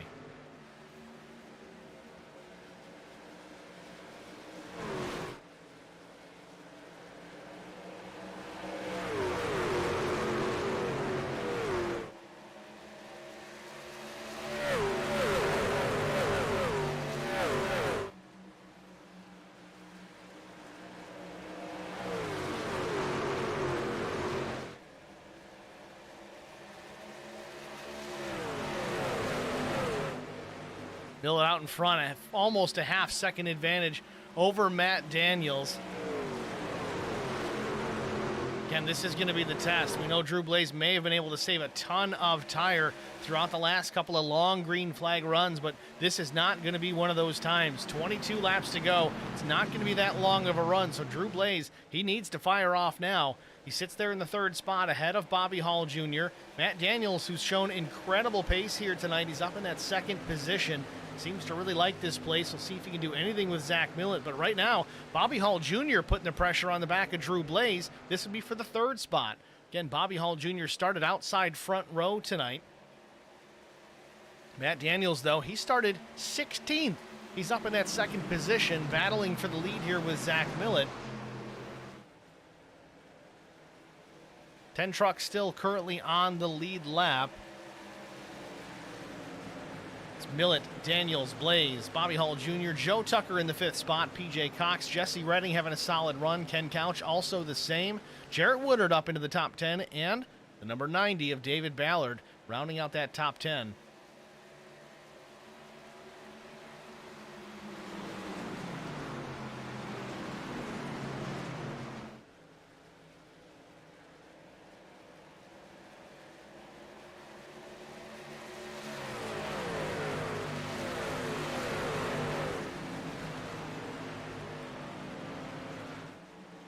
Drew Blaze pushing now a little bit further out ahead of the 94. 2.5, 3 trucks. The advantage for Drew Blaze. He's working now, trying to get to the back of Matt Daniels. He's there, a truck length between him and the 5. This is for the second spot. We talked about this. Drew Blaze, he's been able to save a ton of tire all afternoon long. Now is the time. It's not time to save. It's time to go. He's at the back bumper in the 3rd spot with Matt Daniels as they cross the stripe. 18 laps to go. Taking a peek to the inside for that second spot. He needs to get around that 5, get clear, and then set sail and chase down the 315 of Zach Millett. Possibly take that lead away and win this race. He's my pick tonight. We'll see if he can pull this off. Daniels way up the racetrack, drives it a little too hard, almost side-by-side contact off of 4, but it's going to give the spot to Drew Blaze. 17 to go, the 1 to P2. 0.8 of a second the advantage now for Zach Millett between himself and Blaze. 17, less than 17 laps to go. Can Drew hunt him down and make that pass? It remains to be seen, but we're going to stay here all the way to the checkered flag. No more breaks unless we get a caution, which, fingers crossed, hope we don't get one because this is going to be a good one.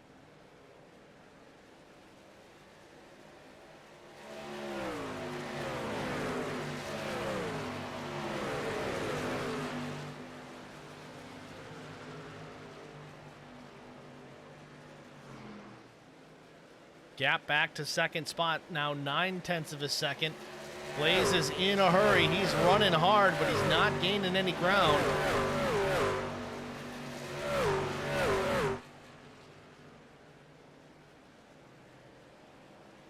Blaze seems to be quicker into turn 3, but out of 4, Millett has the advantage.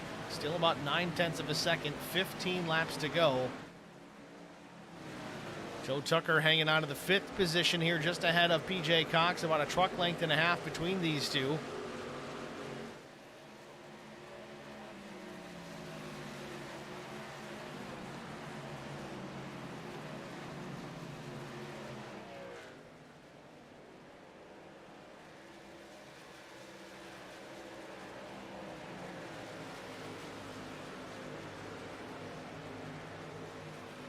Bobby Hall Jr. making a move for position on Matt Daniels. Side by side they go. 94 wants that 3rd spot. Again, you see it's so evident. Matt Daniels fired out of a cannon in that restart. Unable to maintain pace, though. Get those tires too hot. We've heard guys talk about it so often. If you get them hot early, it's so difficult to cool them off. But Daniels battling back on the high side here. He's hanging on to that 3rd position.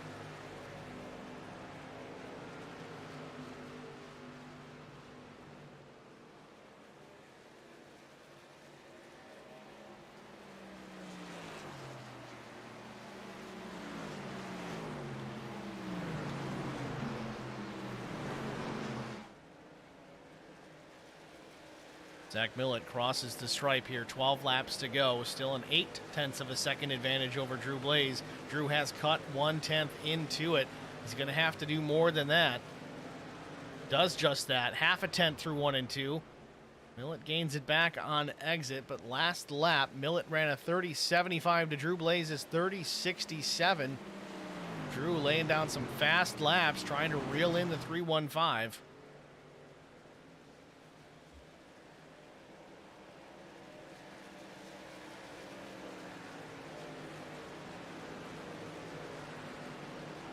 Bit of a miss there for Drew Blaze off corner exit. Lost 0.2 of a second. The gap is now almost a full second from 1st to 2nd off turn number 2.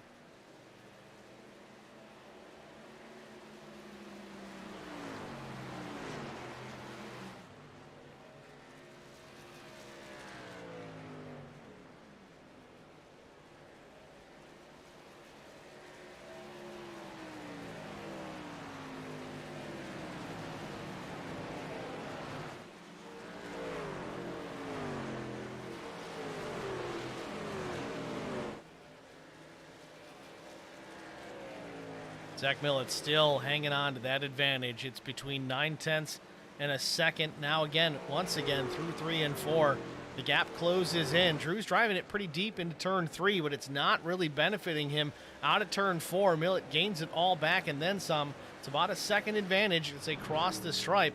Now back into turns 1 and 2.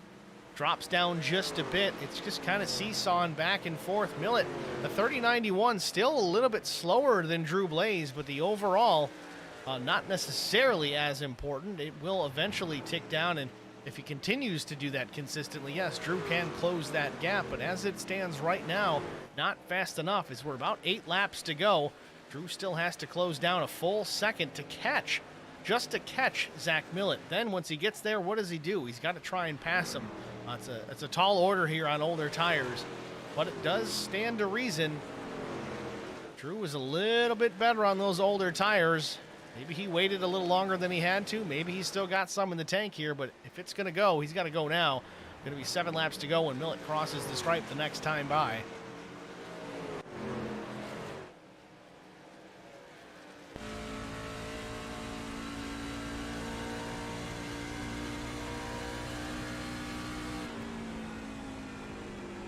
Last time by Millett, 0.03 of a second quicker than Drew Blaze. It's marginal here, but again, it is back and forth.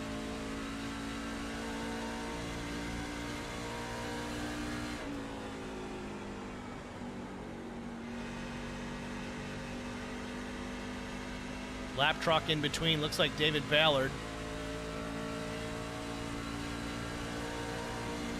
Not a good place for Drew Blaze to catch him. Almost contact.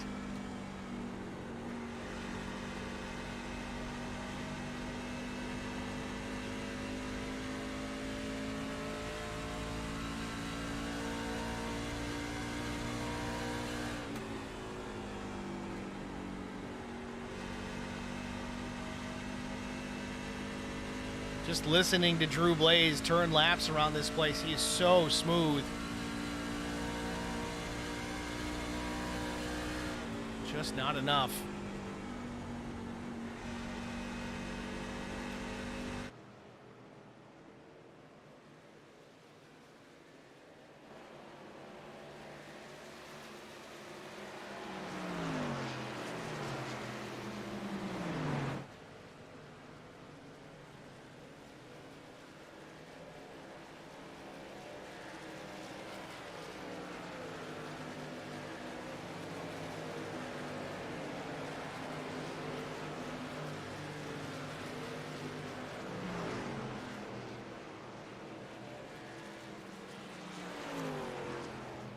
Once again, the battle shaping up behind these two. This is for third position.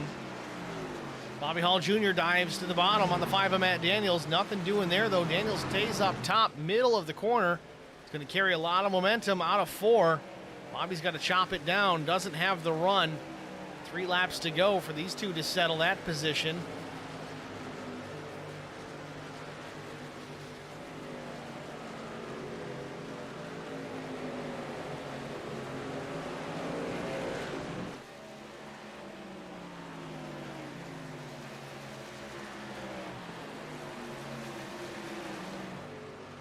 Truck and a half between Daniels and Bobby Hall Jr. The lead out front still 8 to 9 tenths between Millett and Blaze. 2 laps to go.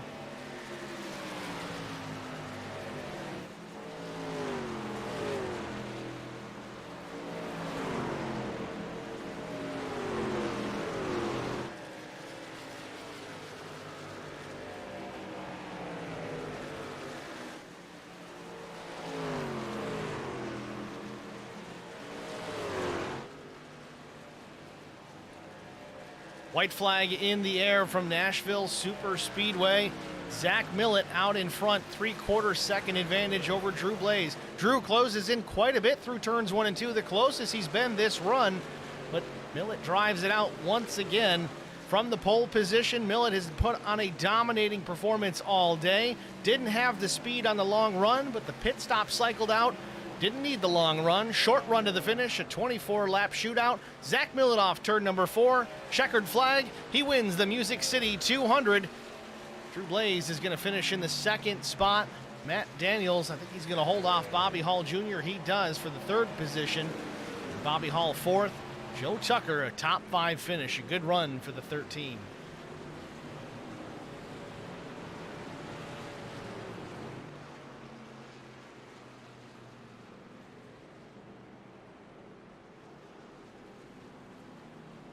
Zach Millett, you're in the draft feature winner here at Nashville. So Drew Blaze wishes that run was another 10-15 laps longer. Kind of wish I did too. It would have been a fun one to watch, but nonetheless, Zach Millett victorious here at Nashville.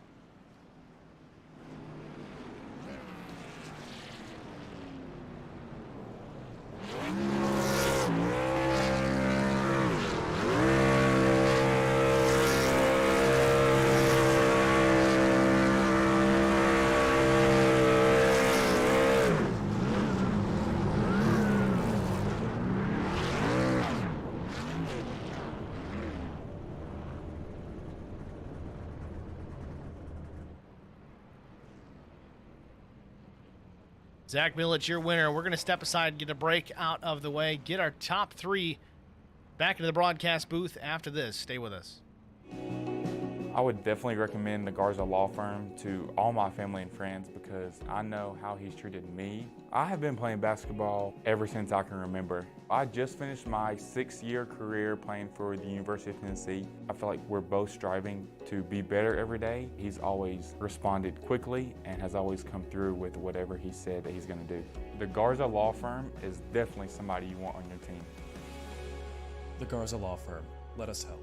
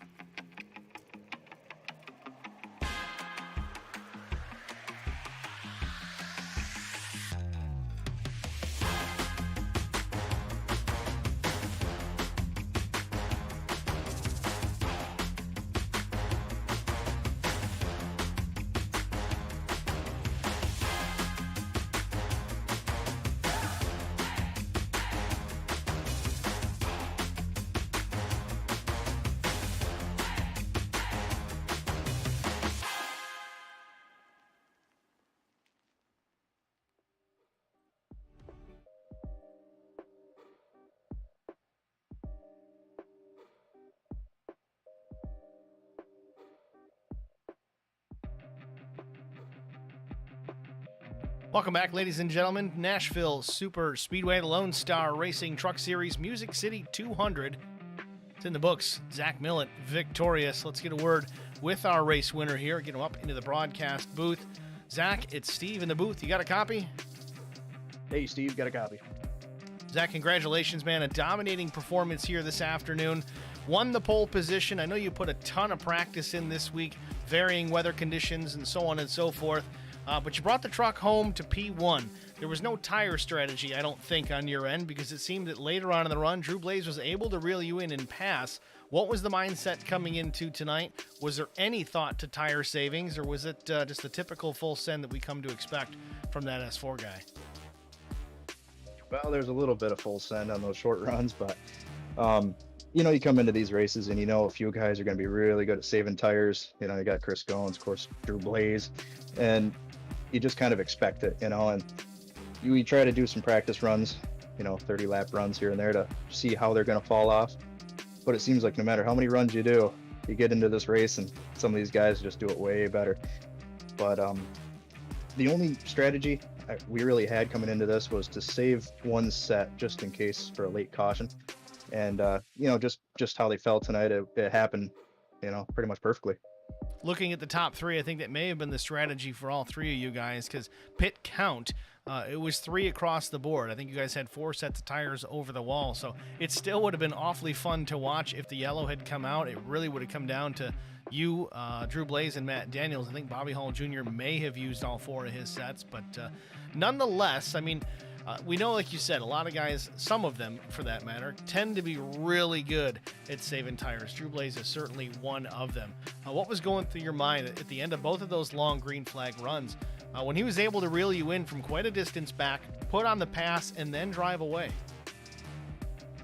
Man, the hardest thing is to not look at that relative every lap, but when he's catching you almost a tenth a lap, it's hard to ignore, and it's hard to hit your marks. And that last run, I just turned it off, hope for the best, and hoping lap traffic was riding the right line for us. Maybe not so much for him, and everybody was real good about it. So he was coming. I think, maybe 6-7 more laps, he would have been right to my bumper. So yeah, it was tight. Certainly a fun one to watch. Again, even though you're out front for the majority of it, there was a lot of action front to back, and even some battling with yourself in Matt Daniels. Not necessarily a guy we typically see fighting up at the front of the field, but the 5 certainly had a good horse underneath him tonight. We'll get a chance to talk to him about it, but racing with the 5, maybe not something you're super familiar with. Walk us through that battle. Yeah, I love racing most of these guys. Matt Daniels, Bobby Hall, Joe Tucker, all those guys were real fast tonight. They definitely showed pace. The short run pace was just incredible. I was doing all I could to stay ahead of them, and it was kind of a double-edged sword. I want to stay ahead, get my laps led, and pace the race, and not burn up my tires at the same time. So it's a real tough thing to do. Well, it's something we've honestly seen you struggle with early on in the season. It is improving. Clearly, you ended up with the win here tonight, but things could have been different with a longer run. Maybe we'll see. But next week, we roll into, I think, Phoenix. Well, kind of. 2 weeks from now. Next week, we roll into some big old turkeys. But Phoenix Raceway, what are your thoughts on that place? I know it's another tire place. Drew Blaze is going to be tough. I mean, what's the strategy going out there? I know we just had a race with Scar there relatively recently. Does anything change as far as how you approach the race there? I want to do exactly what we did for the Scar race. If we can get a good qualifying effort in, start up front, run out front, make good choices on pit stops and strategy, and hopefully that'll be enough to stay out front and get it done. All right, Zach. Well, again, congratulations on the win here tonight. The In the Draft feature winner. We're going to let you slide. Before we do, who do you want to shout out to? I'd like to thank you, Steve, and HBR TV for the broadcast and coverage. JJ and LSR for having this league. It's a great group of guys to race with every week. Track Bar Media, and shoot me a follow on Twitch and YouTube at That S4 Guy. All right, Zach. Again, congratulations, man. Good luck in 2 weeks. Thanks, man. Zach Millett, your race winner here from Nashville Super Speedway. Next, we're going to go to Drew Blaze, our runner-up. Drew, it's Steve in the booth. You got a copy? Yes, sir. Drew Blaze, I feel like we meet under these circumstances more often than I think both of us would like, especially tonight because you were actually my pick to win. Oh, my goodness. I'm just seeing that my mug is on the back of your truck. Yeah, you just noticed that? I just noticed it, and I picked you. I didn't even know it. Well, even better. Well, a second place run here tonight. You certainly had the truck on the long run. You are a master at saving tires, it seems, or Zach's just not good at it. But nonetheless, it was fun to watch those long green flag runs where you'd be back there third, fourth, and then all of a sudden that truck would come to life. You'd march your way towards the front, put the pass on Zach Millett, and then drive away, and he's got to be scratching his head. Unfortunately for you, we had a short run at the end of this race. Was there anything you could have done differently, maybe strategy-wise, that could have gotten you around Zach Millett there late? I mean, I don't know. I was looking at it on that last restart. I just, there's not enough laps to really save enough tire to make that much of a difference. I tried to for a little bit, but you know, it's just not enough to make up that difference. So I just started running hard, and yeah, it was just you know, we were really good on the long run, but it, you know, unfortunately, it just didn't fall our way with that last restart there. Either way, a very impressive run. I mean, P2, I know you're getting tired of it. You came in here with the points lead. I think you're still going to leave with it, as Brian Rose still had a tough night. He was only short by, I think, 1 point coming in, but I think you're going to extend that lead. Millet's going to get a little bit closer, but I don't think enough to take over that top spot. So you'll carry that lead all the way through the Thanksgiving holiday and into Phoenix. So speaking of Phoenix, another track that tires are going to be very important. I know we had a recent race there with the Premier Series that might have been kind of a test session for this, but what are your thoughts going back to Phoenix here in a couple of weeks? I mean, I really enjoyed Phoenix. You know, it's a couple things I got to figure out. You know, we got to put everything together this time, and I feel like we didn't quite put it all together. We were running there just in the Scar Series, so I don't know. It's you know, I'm gonna do some practice and see what I can learn and see if there's anything I can do different. Try to just really put everything together, and maybe I can, you know, maybe I can have the good long run car there too, and we can, you know, have things fall our way. But you know, you just really don't know. You're not in control of that stuff. It happens.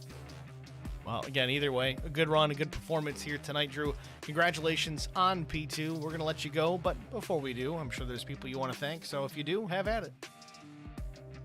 Yeah, just got to thank In the Draft podcast, Lonestar Racing, Mike Fahey, Justin Johnson, all the guys over at Lonestar Racing. Love those guys. Thank you for being on the broadcast. And yeah, that's about it. All right, Drew. Again, nice run, and good luck. Couple weeks. Have a good Thanksgiving next week. You too. Thank you.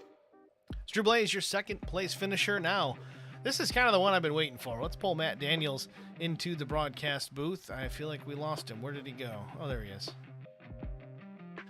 We're going to get Joe Tucker in here at 1.2 because, well, obvious reasons. But Matt Daniels at Steve in the HBR TV booth. You got a copy? I do, sir. Matt Daniels, well of a run here tonight, man. You had a fast truck. You made it obvious. You had a good run here. You were fighting for the lead with Zach Millett. Bring it home P3. Walk us through your race. Was there anything you could have done different? I mean, that truck looked bad fast. Talk us through it. Yeah, it was good on the short to mid run, but I lost so much tire because I messed up my setup. So on the long runs, they kind of, you know, got the better hand. A lot of the guys saved a lot of tires. I was just trying to go for it. I was trying to get every spot I could because after last week's, you know, terrible finish, I was trying to make up for all those lost points from last week. Well, you started in 16th, and you definitely carved your way up through the field. I got to ask, was it tire strategy? Was it pace alone? I mean, you certainly had a fast truck, but how did you work your way from 16th all the way up to finish P3? I mean, you were up there pretty quickly. Yeah, I mean, I knew that these guys would take it easy on the first run, so that's probably where I took my advantage at, you know, to see, you know, if they were hoping for a long run and I was just out there to make up positions. I kind of messed up on the qualifying. I got tight at you know, turn 4 coming into the green flag, you know, that just totally messed my whole lap up. It slowed me down. I was horrible in qualifying, so that's why I was stuck back there. I mean, I had a pretty fast car in practice. I just messed up on the qualifying session. That's why I was back there. Well, either way, fun to watch you work your way through the field, fun to watch you battle for those top 3 positions, and then really fun watching you battle with Bobby Hall Jr. there late to defend that 3rd position. Well defended, nicely done. So congratulations on that top 3 finish here tonight. Next week, well, we go to the table and we have some turkey, so we don't need to worry about that. So we wish you the best for that. But in 2 weeks, we're back in the race truck here running Phoenix. How do you think things are going to run there? Certainly a tire conservation type track is also it is here. How do you think your odds are? How do you think you're going to run going out to the desert in 2 weeks? Well, I don't know because I haven't ran that track. Since iRacing was there last week for the championship week, I didn't run any of the races on the officials.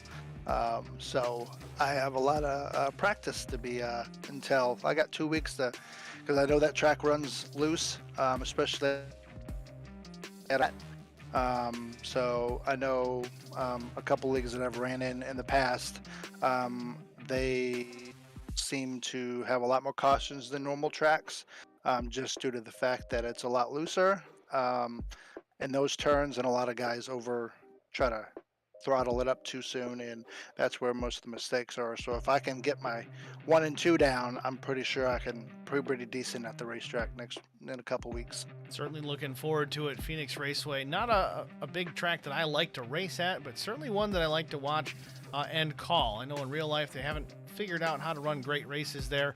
Xfinity looks pretty decent, but maybe your Lonestar Racing guys can put on a good show for us. I mean, we're going to try. I mean, I like the track. I like the setup, how it has, how they moved everything around, moved 1 and 2 to 2 and 3, and so forth. They flip-flopped ends. So it makes it for a different track. I'm used to the older track. So I grew up on watching Kevin Harvick, manhandle that track in the day, so it's going to be fun to watch and race. Well, very good. One more question I do have, and it's because it's your display name makes it fair game for me to ask, but it says Matt One Arm Gamer. Explain that. So, so for everyone's knowledge, I do have a shorter left arm due to my heart surgery at 6 weeks old. So it's a side effect from a coarctation of the aorta. Big words.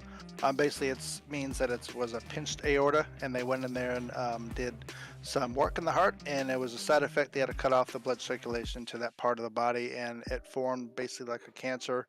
And so it killed my growth plates in my lower extremity of my arm. So it looks like a little hook or a little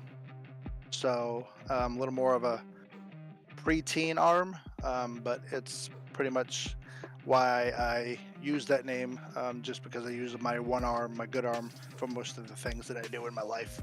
Okay. So with that disadvantage, you're still lightning fast, and you finished second to two of the fastest out there, Zach Millett and Drew Blaze. So unbelievable, man.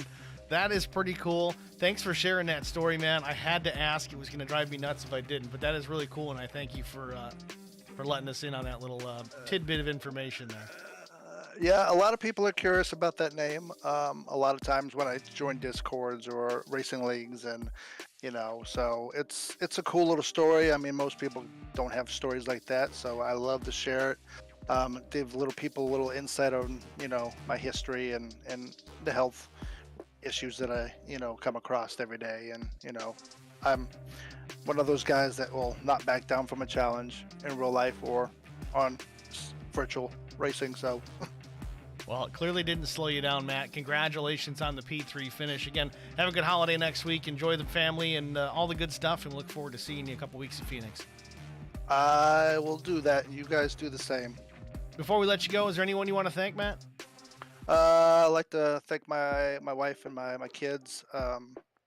They keep me grounded every week, and next week will be a prime example of being around family and so forth. So I like to give a shout out to them, and then my 2511 guys that I used to race with on Tuesday nights. They watch the races every now and then, so shout out to those guys too. All right, Matt. Thanks for chatting, man, and good luck. Yep. Talk to you soon. You have a good night. Too. It was Matt Daniels, your third place finisher. Now we're going to pull Joe Tucker into the booth, just because I know Joe probably wants to chat with us. Joe, it's Steve in the booth. You got a copy? What's going on, Steve? How are you, buddy? I figured you'd want to pop up here with Chastity bringing on the sponsorship for the race, but what's going on? But it was a good race. Placed a lot higher than I thought it would. Nashville's not one of my, my premier tracks. Everybody knows I race short track mostly, and Nashville's definitely not that.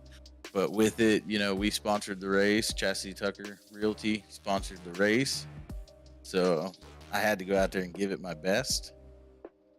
I had the world's best mascot over here next to me, my son, rooting me on the whole time, watching the broadcast. So I thought it was really clean, man. It was, those guys that led that race, they deserved every bit of it. The guys, the top 10 in that race, they were all beautiful drivers. And shout out to PJ, man. We ran each other hard, 0 incidents, inches off each other's door. was just awesome racing tonight. Was definitely a good race to watch. It was good to see you battling hard up there at the front of the field. You had a fast truck, and you certainly got some shout-outs from Zach Millett and other guys and how well and how fast you ran tonight. So that was really cool to see. Oh, thank you, man. Thank you. And thank those guys. Like I said, I appreciate these guys coming out every week and putting on a hell of a show. Lonestar Racing does great with these events, and I can't wait for next week. Hopefully we'll be a little higher than 5th on the board, but well, next week we're going to be eating turkey, so 2 weeks in Phoenix. Yeah, 2 weeks in Phoenix. That's what I mean. But hopefully I'll be a little higher on the board in Phoenix. Got to put in some laps there, and these guys, like I said, they're awesome to race with. Drew, Zach, Matt Daniels, Fahey, all these guys that are running up front consistently. Love racing with them. I love pushing them to the limit just as much as they love pushing me to the limit. And that's what makes great racing. Well, we talked about how you don't really care for this place. It's not your fastest track, so to speak. But how is Phoenix treating you these days? Is it a place that you think you can go out and run well like you did tonight? Yeah, I'm pretty consistent on Phoenix. I was really consistent in Legacy Phoenix before the track was revamped. With the new revamped track, there's 2 great lines to run around there. It gives you a lot of opportunity to get around guys that stay fast. So I managed to do, I'm not going to say it's my Bristol. Bristol's, one of my fast tracks, but Phoenix is definitely, it's kind of like my Daytona. I'm going to go out there. I'm going to just run consistent and focus on consistent. And that's really the trick to tracks like that. Well, we certainly look forward to it, Joe. Again, a nice run here tonight. Good to see you up there in the top 5, a good showing. And again, thanks to you and the wife for putting on the sponsor. So that's all I really got for you, but I'm sure you've got some for us. Is there anybody else you want to thank? I want to thank you, man. HBR's done wonderful on all these broadcasts. It's been beautiful watching the broadcast as well as racing. Gets a little, hard to watch and race at the same time, but I make do. The fast guys in this league, like I said 100 times, Zach, Drew, Bobby Hall, Matt Daniels, JJ, Fahey. These guys are all fast. They come out here and they put on a hell of a show for everybody. And then, I gotta thank my wife and my kid, my wife especially for agreeing to sponsor this race, and my son for standing here keeping me apprised of what's going on in the track ahead of me. Family is what it's all about, man. Glad to have you guys here. Certainly appreciate it. And again, have a good Thanksgiving and good luck in Phoenix a couple weeks. Yes, sir. Joe Tucker, your 5th place finisher. Of course, him and the wife sponsoring the broadcast tonight, so always appreciative of that.